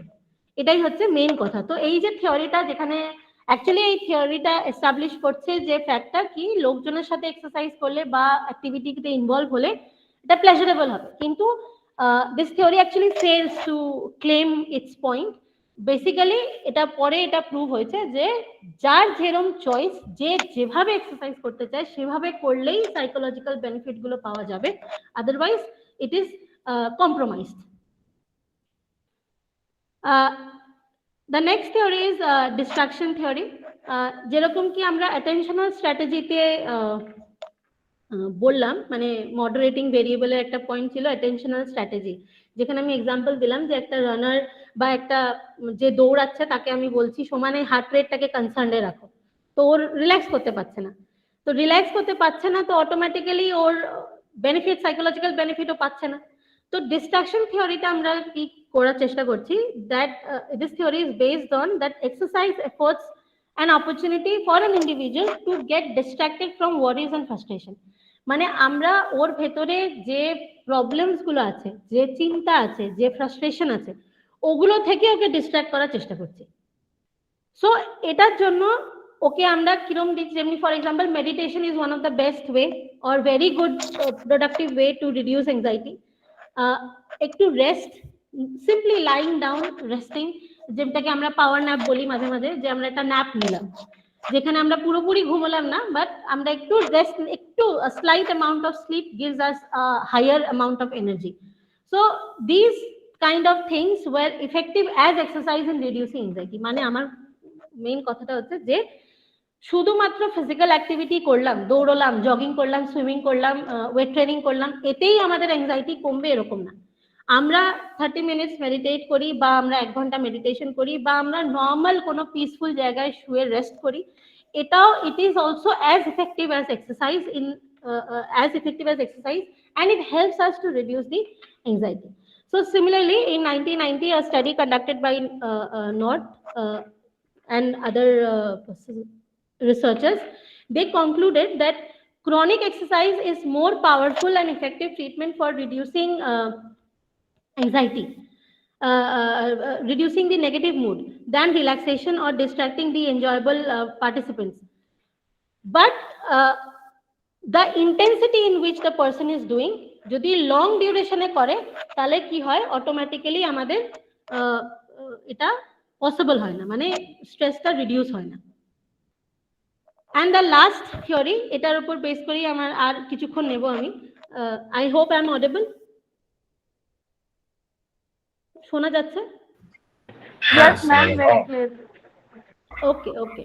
The last theory is based on amine theory. Amine theory মানে আমরা হয়তো সবাই শুনি আজকাল happy hormones, happy hormones. So this theory is basically, or this hypothesis is basically based on secretion of chemicals that serve as neurotransmitters and is related to improve the mental health. আমাদের exercise করার জন্য বা physical activity করার জন্য নিউরোট্রান্সমিটার্স যে সিগন্যালগুলো from nerve two muscles যেটা transfer করে, সেটাতে কি হয় যে হ্যাপি হরমোনস ক্রিয়েট হয়।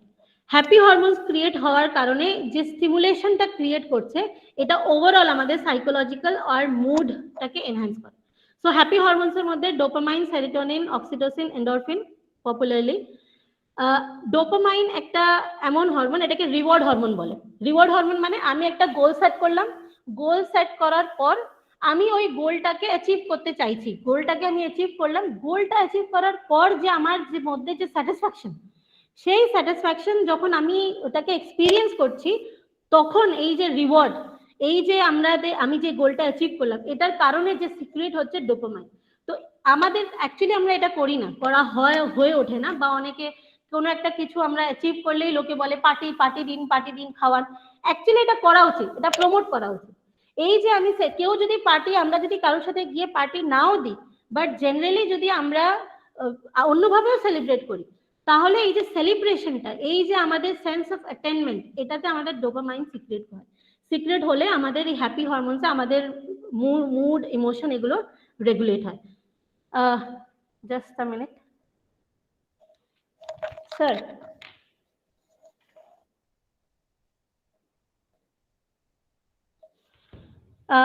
সরি কেশব স্যার, আপনি বোধহয় কিছু বলছেন?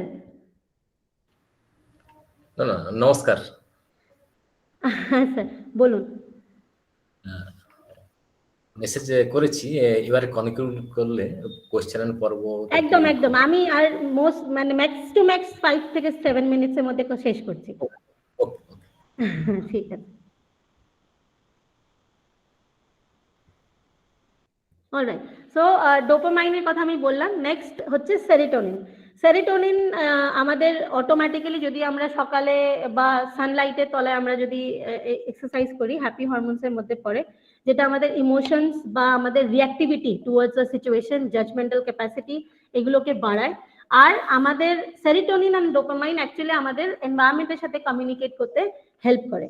যদি আমরা রেগুলারলি এক্সারসাইজ করি বা আমরা রেগুলারলি ফিজিক্যাল অ্যাক্টিভিটির মধ্যে ইনভলভ থাকি, মেডিটেট করি, তাহলে অটোমেটিক্যালি আমাদের এই ডোপামাইন, সেরিটোনিন, এগুলো আমাদের হ্যাপি হরমোন সিক্রিট হয়, কেমিক্যালস রিলিজ হয়। Oxytocin, this is a very vital, এটাকে বলে পেইন কিলার অ্যাকচুয়ালি। আমাদের বডির মধ্যে যে ওয়ার্কআউট করার কারণে যে পেইনটা ইনডিউস হয়, এই পেইনটাও আমাদের যে প্লেজারেবল লাগছে, এইটার পিছনে অ্যাকচুয়ালি এই হরমোনটা রেসপন্সিবল। এই হরমোনটা লিড রোল প্লে করে during women's this child birth and breast feeding. And যে কোনো কন্ডিশনে যদি কোনো লাভ অ্যাফেকশনের সিচুয়েশন হয়, মানে কারুর হাত ধরলে যদি শান্তি ফিল হয় বা কাউকে প্রেস করলে যে ইম্প্যাক্টটা ক্রিয়েট হয়, তখন আমাদের এই অক্সিটোসিন বডির মধ্যে ক্রিয়েট হয়। And the last one is endorphins, happy হরমোনসের আর একটা পার্ট। কখনো কখনো আমরা ফিল করি না যে একটা চকলেটের টুকরো খেলাম, ডার্ক চকলেট বেসিক্যালি, বা চকলেটের টুকরো খেয়ে যে প্লেজারটা ফিল হচ্ছে, প্লেজার মানে মনে হচ্ছে দুনিয়াতে আর কোনো পরেশানি নেই, এভরিথিং ইজ সর্টেড আউট, এই যে একটা feeling, this is when the endorphins are created. তো মেডিটেশন করলে, ডার্ক চকলেটস খেলে, একটা ভালো হট বাথ নিলে, আজকাল এসেনশিয়াল অয়েলস পাওয়া যায়, স্মেল করে অয়েলগুলো, মিউজিক শুনলে এন্ডরফিনস আর ক্রিয়েটেড। এটা স্কিপ করলাম। লাস্ট একটা পয়েন্ট আমি বলতে চাই। একটা সমস্যা দেখা যায়, অনেক ইন্ডিভিজুয়াল আছে যাদের এক্সারসাইজ করলে বা এক্সারসাইজ করতে করতে এরকম হচ্ছে, কেমিক্যালস গুলো রিঅ্যাক্ট করছে, সিক্রেট হচ্ছে, দে স্টার্ট ফিলিং হ্যাপি, রিল্যাক্সড, কিন্তু দেখা যায় যে ওদের মধ্যে একটা কম্পালশন, অবসেশন হয়ে গেছে, এক্সারসাইজ করতেই হবে, অ্যাডিকশন। সো রেগুলার এক্সারসাইজ থেকে যে ভালোবাসাটা এক্সারসাইজ বা ফিজিক্যাল অ্যাক্টিভিটি করার জন্য হয়, সেটা যদি খুব বেড়ে যায়, এক্সেসিভ বেড়ে যাওয়ার পর ওটা এক্সারসাইজ অ্যাডিকশন হয়। অ্যান্ড আফটার অল, যখন এক্সারসাইজ অ্যাডিকশন মানে আমি নিজেকে খুব বেশি ইউজ করছি, কোনো জিনিস বেশি ইউজ হলে ওটা খারাপ হবেই, তো আলটিমেটলি বডি ওভার ইউজ হওয়ার কারণে breaks down. This is just a concluding thing কি ব্রেনে dopamine oxytocin endorphin chemical react হচ্ছে বিকজ যদি আমরা এনজয় করি কোনো অ্যাক্টিভিটি তো these hormones are getting secreted. Last একটা পয়েন্ট আছে যেটা হচ্ছে runners high. Runners high I think অনেকে হয়তো শুনেওছে। এটা অ্যাকচুয়ালি একটা ফিলিং অফ ইউফোরিয়া। ইউফোরিয়া মানে ট্রিমেন্ডাস সেন্স অফ হ্যাপিনেস, যেখানে আমাদের বডি একদম লাইট ফিল করে। জেনারেলি অক্সিজেন ডেপথে এই কন্ডিশনটা হয়। এটা একটা সাইকোলজিক্যাল কন্ডিশন। অক্সিজেন ডেপথে কি হচ্ছে যে অক্সিজেন কনজাম্পশন আমাদের সিস্টেম বডি অ্যাডপ্ট করে নেয়, তারপর যে আমাদের সেকেন্ড যেটা আসছে অক্সিজেন কনজাম্পশন যখন রিচ্যানেলাইজ হচ্ছে যেখানে যেরকম দরকার, তো বডি লাইট ফিল করতে থাকে। Runners high is a psychological condition যেখানে আমরা ইউফোরিক কন্ডিশন, মানে আমরা খুব হ্যাপি, এখানে এন্ডরফিন সিক্রিয়েশন খুব মাত্রায় হয়, মুড একদম রিলিফ। মানে আমরা 10 কিলোমিটার দৌড়ে আসার পর কেউ যদি বলে যে আমি আরো দৌড়াতে পারবো, তার মানে ওটা রানার্স হাই কন্ডিশনে আছে। কারুর কারুর এটা ফিউ সেকেন্ডস বা মিনিটস এর জন্য লাস্ট করে, কারুর কারুর এটা কিছু ঘন্টার জন্য লাস্ট করে। বেসিক্যালি যখন আমরা এই কন্ডিশনে পড়ি তখন আমরা কোনো পেন অ্যাংজাইটি ফিল করি না, আমাদের মুড খুব ভালো থাকে আর আমাদের ব্রেন খুব ভালো ফাংশন করে during the condition of runners high. So these are some tips কি আমরা যে কোনো রূপে অ্যাক্টিভিটি করতে পারি, ওয়াকিং, রানিং, যোগ, অ্যারোবিক্স, যার যেরকম পছন্দ, যেটা করলে আমাদের মনে হবে যে আই উইল বি হ্যাপি, তার ওরকমই একটা অ্যাক্টিভিটি করা উচিত। So thank you, and we should be thanking our brain all the time because the mastermind behind every activity is basically brain. So thank you, sir. Thank you ma'am. অনেকটা বেশি সময় নিয়ে ফেললাম, তার জন্য আমি খুবই দুঃখিত। একদম না, আমাদের টাইম শিডিউল 5 মিনিট আগে একটু ওয়ার্নিং করতে হয়, সেই জন্য আমি একটা ভয়েস কল করার চেষ্টা করছিলাম। কোনো অসুবিধা নেই, কোনো অসুবিধা নেই। অ্যালার্মের জন্য আমি প্রযোজ্য করি, ক্ষমা প্রার্থী, আমি মাঝে ডিস্টার্ব করেছি। আজকে এই আলোচনা পর্বে এখন পর্যন্ত আমাদের পূর্ববর্তী মুখ্য আলোচকদের, যদিও ঝাড়গ্রামে এখন মেঘলা আকাশ এবং বৃষ্টি পড়ছে গুড়ি গুড়ি, কিন্তু আমার আলাপনে যেন নক্ষত্রের ছড়াছড়ি। পূর্ববর্তী মুখ্য আলোচকেরা যারা উপস্থিত আছেন ইতিমধ্যে, professor A K Upal sir, professor Alok Banerjee sir, doctor Dilip Kumar Bandyopadhyay sir, professor Parimal Debnath sir, doctor Sanjib Kumar Bhowmick sir, doctor Subrata Mallick sir, Saikat Chatterjee sir, এছাড়াও আমি অনেকের হয়তো নাম নিতে পারছি না, ক্ষমা প্রার্থী। এছাড়াও উপস্থিত আছেন অনেকেই, কৌশিক ভৌমিক স্যার, দীপঙ্কর মজুমদার স্যার, সবাইকেই নমস্কার এবং যথাস্থানে প্রণাম জানাচ্ছি। আজকের আলোচনায় সবাইকে অংশগ্রহণের জন্য প্রথমেই আজকে আমি सर डॉक्टर अरुण कुमार उप्पल सर, सर आप अनम्यूट करके आज हमारा साथ इस पर्व में हम सभी को कुछ मार्गदर्शन करें। No, first of all, I want to congratulate Dr. Saon. I hope I have pronounced your name correctly. Saon? Absolutely, sir. Absolutely. Absolutely. Correct.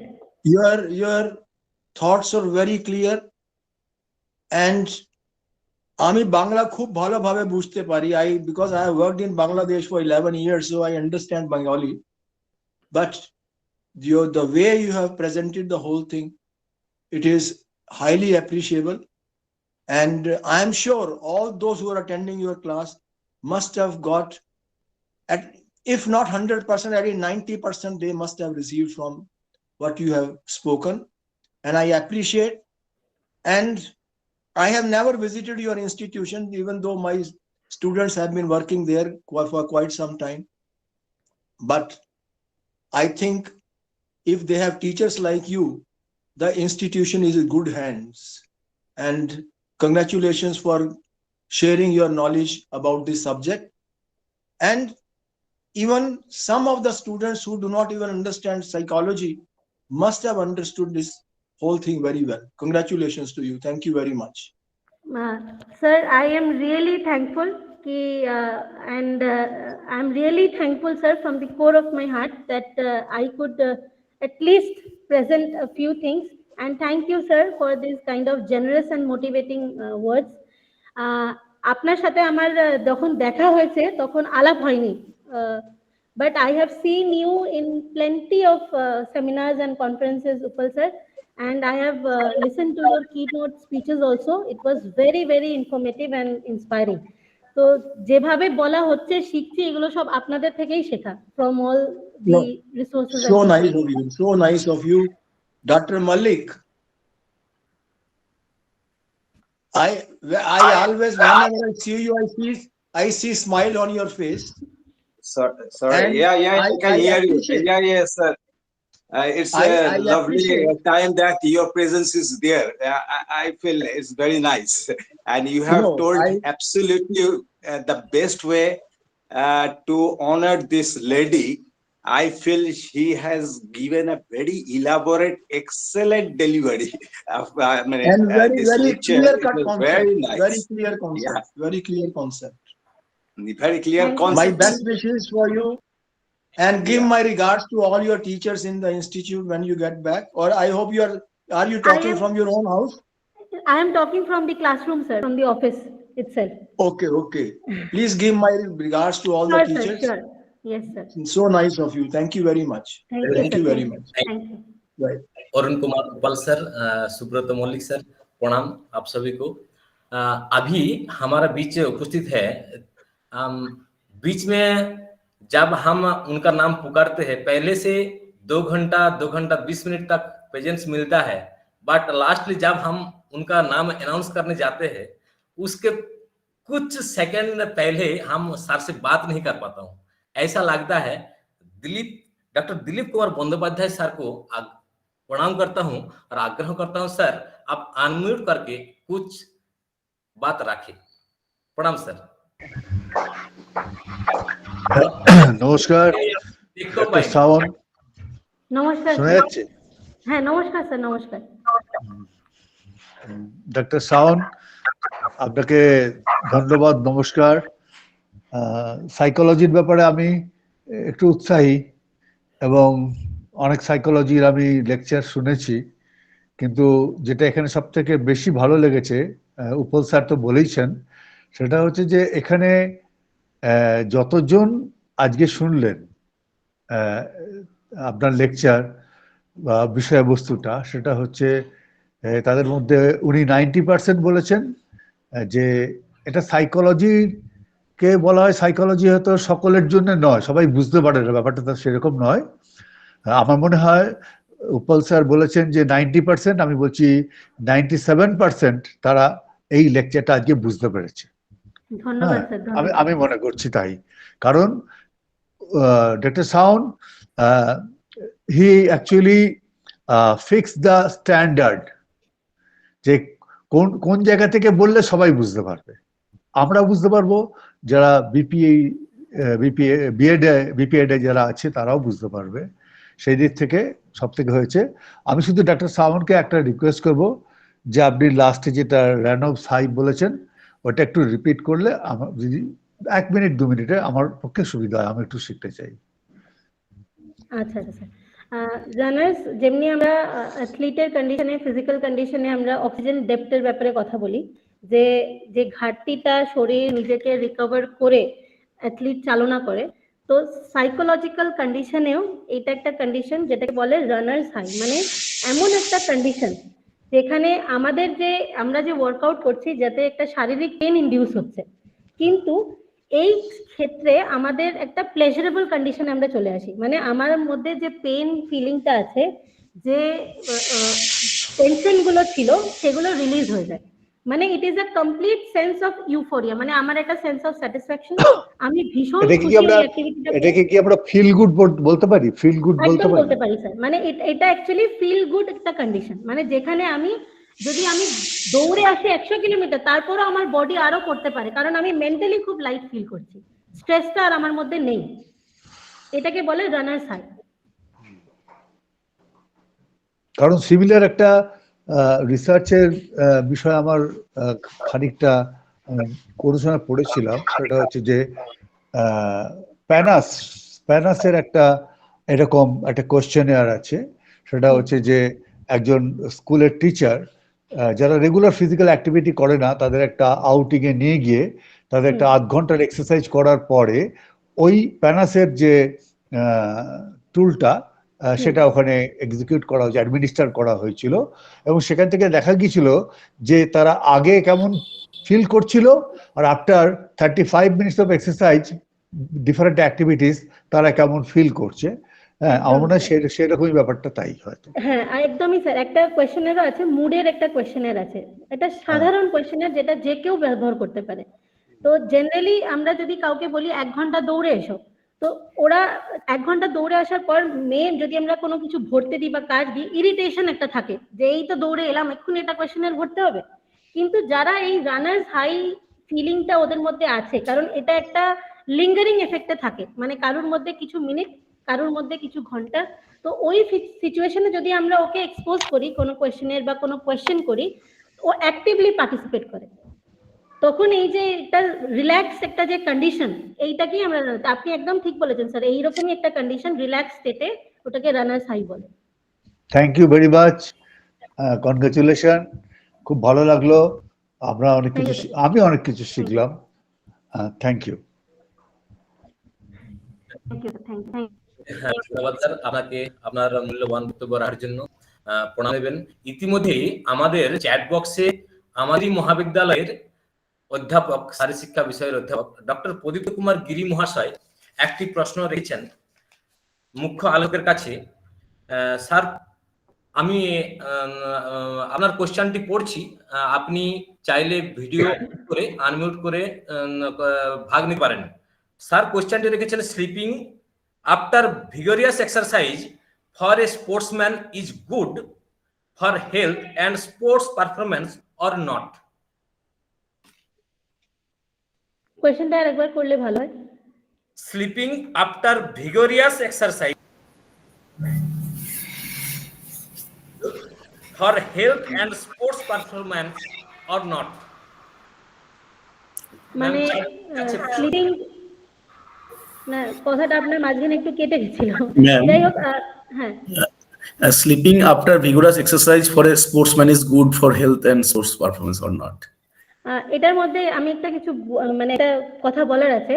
যদি ভিগারাস অ্যাক্টিভিটি করছে, ভিগারাস অ্যাক্টিভিটি মানে tremendous amount of physical exertion, তো অনেক সময় দেখা দেয়, কারণ কি এটা ইন্ডিভিজুয়ালি ডিফারেন্ট সবার ক্ষেত্রে, অনেক সময় দেখা দেয় যে ফিজিক্যাল ভিগারাস অ্যাক্টিভিটি করার পর অনেকের ঘুম আসে না, কারণ বডি এত টায়ার্ড, তার জন্য ওই রেস্ট পিরিয়ডে ঘুমটা আসে না, অনেক সময় এটা দেখা দেয়। বাট জেনারেলি অ্যাথলিটস ক্যাটাগরির মধ্যে এরকম থাকে, যদি মাইন্ড রিল্যাক্স থাকে তাহলে ভিগারাস অ্যাক্টিভিটি করার পর ঘুম আসাটাই স্বাভাবিক, যে ঘুমিয়ে পড়াটাই স্বাভাবিক, ইট ইজ ভেরি ন্যাচারাল। বাট আমি এটাই বলবো যে এটার মধ্যেও ডিফারেন্ট ক্যাটাগরিজ আছে। ওভার এক্সারশন বা ভিগারাস অ্যাক্টিভিটির জন্য ঘুম কারুর কারুর নাও আসে, বা মাঝে মাঝে ব্রেক হয়, বা ওভার এক্সারশনের কারণে ঘুম আসতেও পারে, it is very natural. Thank you ma'am. Mallick sir কিছু, স্যার মল্লিক স্যার প্লিজ।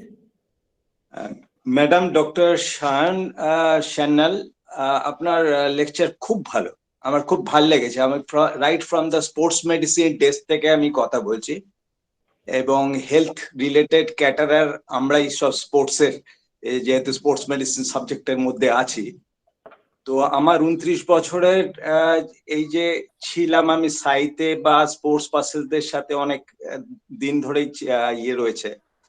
আমি একটা জিনিস বুঝি, আমাদের দেশে এই আগের দিনও একটা আলোচনা হচ্ছিল যে অলিম্পিক্সে কেন আমরা বেশি মেডেল পাই না, এবং ওইখানে বক্তা যিনি ছিলেন দারুণ বলেছিলেন, খুব ভালো কথা বলেছিলেন, কিন্তু খুব কম সময় দেওয়া হয়েছিল, মানে আমরা খুব কম সময় পেয়েছিলাম, কারণ একটা পার্টিকুলার স্লট হয়, তো আমি সেটা বুঝি।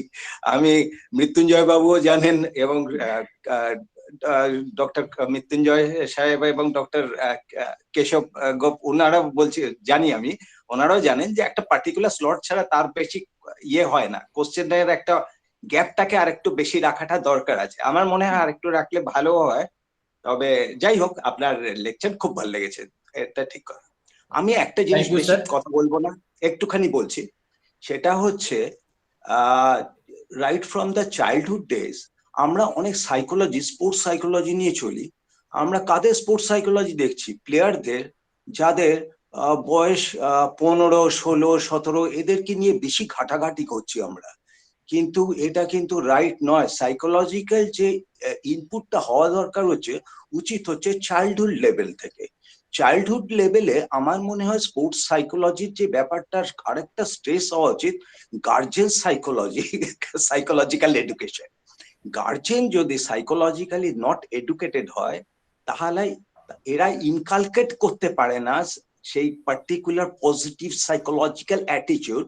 তাদের বাচ্চাদের মধ্যে সেই ইনকালকেট করার একটা এডুকেশন থাকা দরকার, এবং সেই এডুকেশনটা এরম যে বাচ্চাটা যে কাজই করছে ছোটখাটো যেরকম ভাবে, যে প্রত্যেকেরই তো একটা ক্যাপাবিলিটি আছে, mental capability, physical capability as per genetical, তার যে বডি কনস্টিটিউশন আছে। তো সেই অনুযায়ী তাকে সবসময় একটা বাহবা দেওয়া, এবং সবসময় এই তুমি এত বেশি জোরে দৌড়িও না, তুমি পড়ে গেলে তোমার খুব ব্যথা লাগবে, তুমি অতটা লাফিও না, হ্যাঁ তুমি ফুটবল খেলতে এক্ষুনি যেও না, তোমার সামনে পরীক্ষা আছে, তোমার আছে।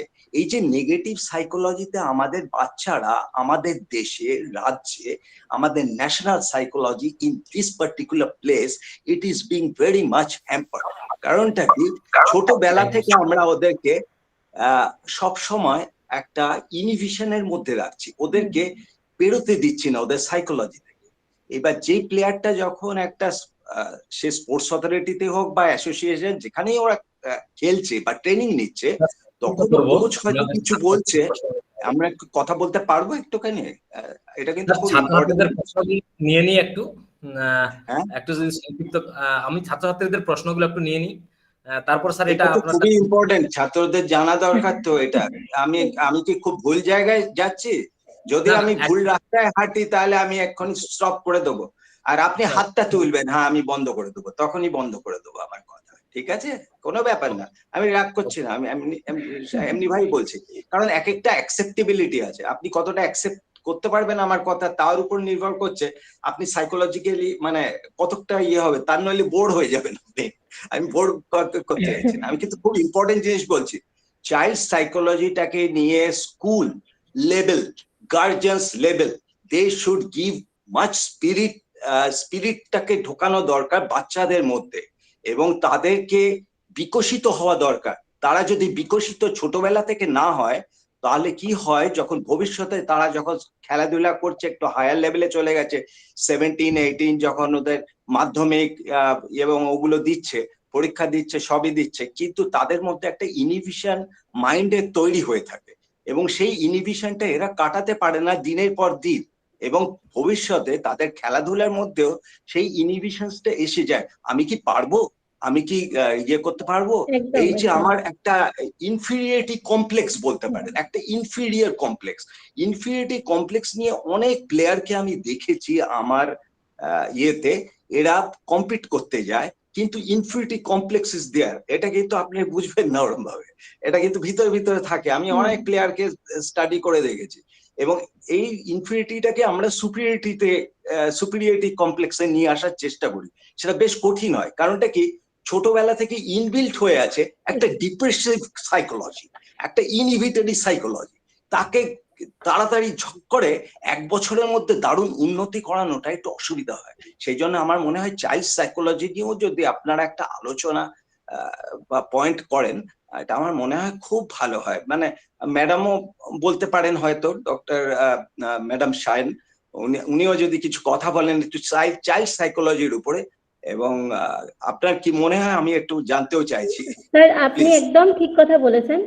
আর্লি এজ যেটা মানে বাচ্চারা একদম ভেজা মাটির মতো হয়, আমরা ওদেরকে যে শেপ দিতে চাইবো সেই শেপেই ওরা সেই ধারণ মানে সেই শেপটাই ওরা ফর্ম করবে। তো আমরা ওদেরকে যেরকম আপনি বললেন একদম ঠিক কথা, আমরা নেগেটিভিটিটা ওদের মধ্যে ইনজেক্ট করি, যেভাবে আমরা ইনজেক্ট করি ঠিক ওইভাবেই ওরা নিজেদেরকে ফর্ম করে। এখন 15-16 বছরের একটা বাচ্চার মানসিক স্তরে যে গঠনটা হয়েছে এত বছর ধরে, সেটা চেঞ্জ করা একদমই পসিবল না। তো এটা একদম ঠিক কথা। জাপানে ছোট বাচ্চাদের যেখানে আমরা প্রি স্কুলে পাঠাচ্ছি, এখন প্রি স্কুলে মানে প্লে গ্রুপ, নার্সারি, ওখানে ওরা 6 বছর অবধি সিটিজেনশিপ শেখায়। সিটিজেনশিপ কেন শেখায়, মানে নিজের দেশকে, নিজের রিসোর্সকে কিভাবে বাঁচাবে। আর্লি এজে একদম আপনি যা শেখাবেন তাই গ্রাস্প করবে, আর সেটাই পুরো বছরের পুরো পুরো জীবনে রান করে। মানে ছোটবেলাকার এবিসিডি আমরা এখনো প্র্যাকটিস করছি, এখন আমরা জানি ছোটবেলাকার রাইম আমাদের ঠোঁটস্থ। তো ছোটবেলায় মানে ইয়াং এজ, টেন্ডার এজে আমাদের এইগুলো ইনজেক্ট করা খুব দরকার। একদম ঠিক কথা বলেছেন স্যার আপনি, ইয়াং এজেই আমাদের মেন্টাল সেট আপ করানো উচিত। তাহলে অটোমেটিক্যালি এই যে পরবর্তীকালের যে প্রবলেম, ডিপ্রেশন, এগুলো অটোমেটিক্যালি কমে যাবে। এর মধ্যে প্যারেন্টাল সেট আপও আছে, কারণ একটা অ্যাথলিটকে বানাতে গেলে অনেক সাপোর্ট লাগে, প্যারেন্টস অ্যাসোসিয়েশন, কোচেস, টিমমেটস, তো এদের ছাড়া তো হয় না। তো আর্লি এজে এগুলো ইনজেক্ট করলে ডেফিনেটলি একটা রিমার্কেবল রেজাল্ট দেখা যাবে আগে। একদম ঠিক স্যার। অনেক অনেক ধন্যবাদ মল্লিক স্যার এবং সান ম্যামকে। আমাদের অনেকজন উপস্থিত আছেন, তার আগে আমাদের যদি কোনো ছাত্রছাত্রীর কোনো প্রশ্ন থাকে আমরাকে সেগুলো 9টার মধ্যে নিয়ে নিতে হবে, নইলে ওদের খাবার টাইম 9টা। ওদেরকে কিন্তু প্রোগ্রাম ছেড়ে ওদের মনের প্রশ্নটা মনে নিয়ে যেতে হয়। সেই জন্য আমরা চেষ্টা করি যদি কোনো ছাত্রছাত্রীর প্রশ্ন থাকে সেই তাদের কথা ভেবে আমাদেরকে 9টা পর্যন্ত ওদের কথা ভেবে নিয়ে আমরা তারপরে এক্সটেনশন করতে থাকবো 9টার পর আরো কোনো কিছু। কোনো ছাত্রছাত্রীর কোনো প্রশ্ন আছে তোমরা আনমিউট করে সরাসরি আজকের মুখ্য আলোচকের সঙ্গে কথা বলতে পারো।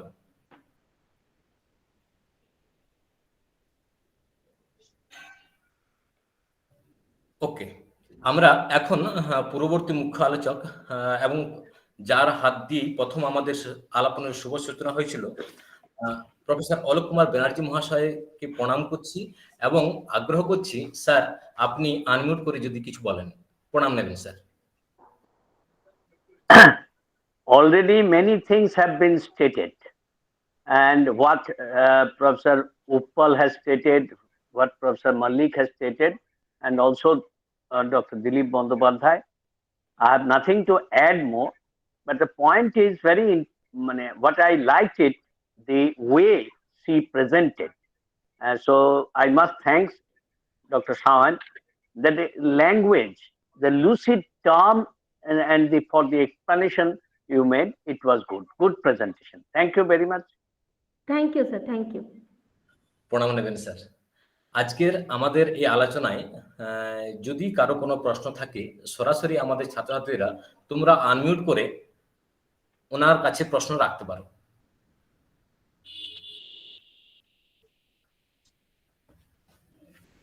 এখন আমাদের অন্তিম সময়ে আমরা পর্বে আজকের অন্তিম 48তম পর্বের অন্তিম সময়ে আমরা উপনীত হয়েছি।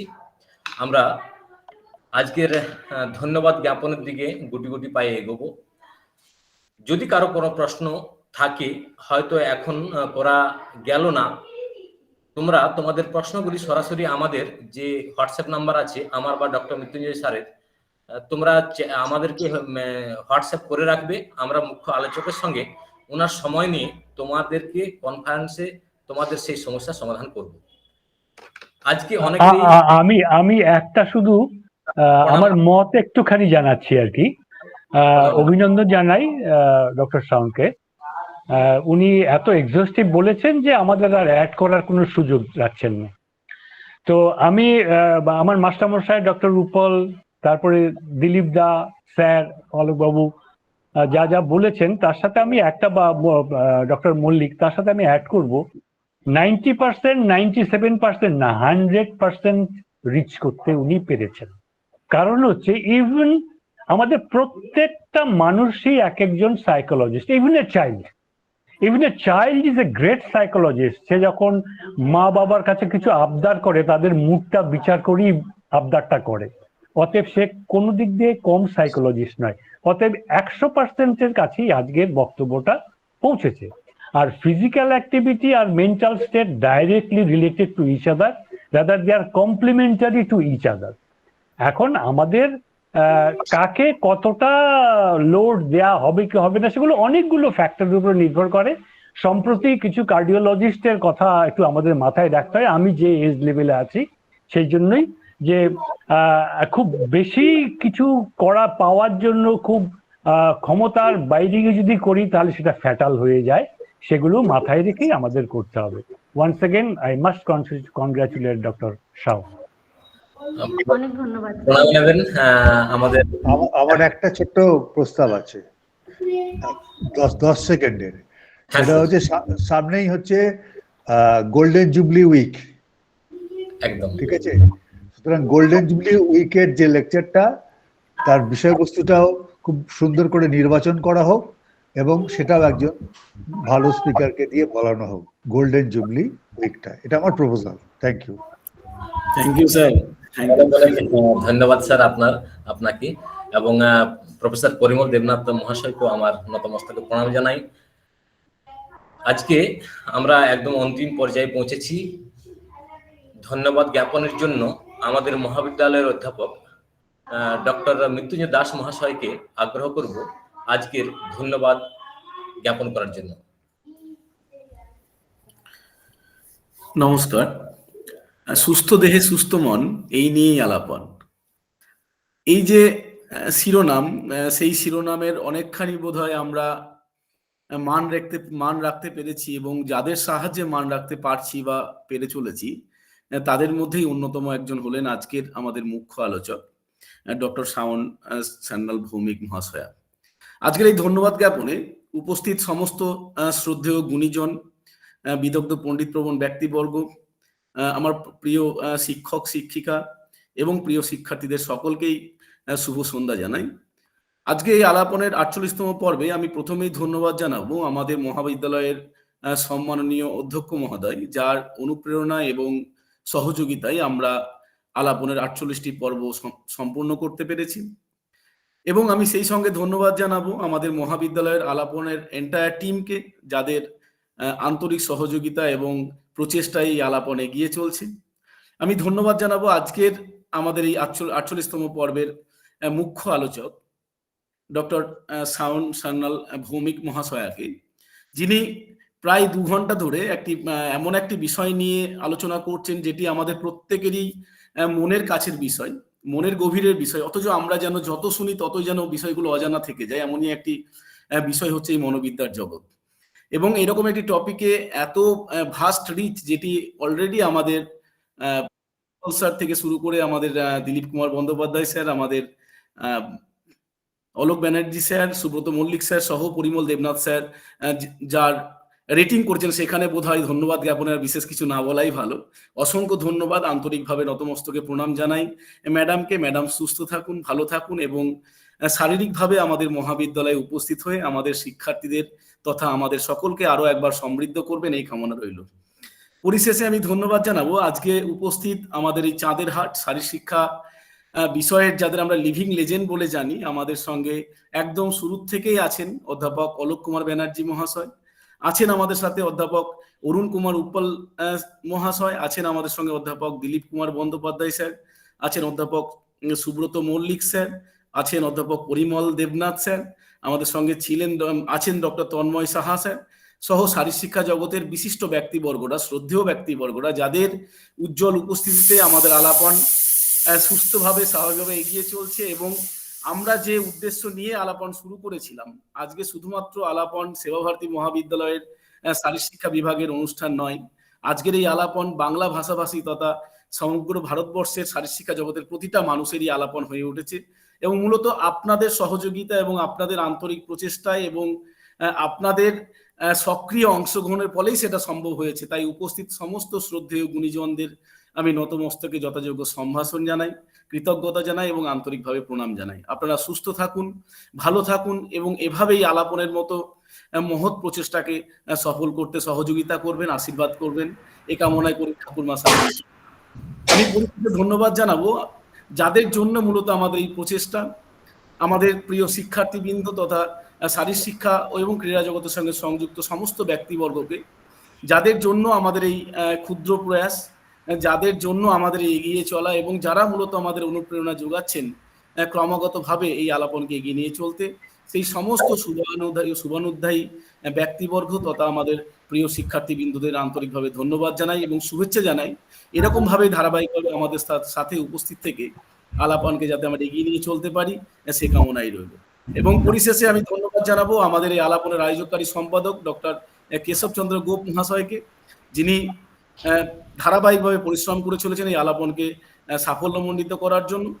এবং আমি আরো একবার সকলের কাছে মানে ক্ষমা প্রার্থনা করছি যদি কারো নাম নিতে ভুল হয়ে থাকে বা শ্রদ্ধেয় ব্যক্তিবর্গদের কোথাও কোনো সম্মানহানি হয়ে থাকে, আন্তরিকভাবে সকলের কাছে ক্ষমা চেয়ে নিয়ে আলাপনের 48তম পর্বের পক্ষ থেকে সকলকে যথাযোগ্য সম্ভাষণ জানিয়ে শুভরাত্রি জানাচ্ছি এবং এখানেই আলাপনের 48তম পর্বের শুভ সমাপ্তি ঘোষণা করছি। সবাই সুস্থ থাকুন, ভালো থাকুন এবং আলাপনের পাশে থাকবেন এ কামনাই করি। নমস্কার। অনেক ধন্যবাদ। নমস্কার।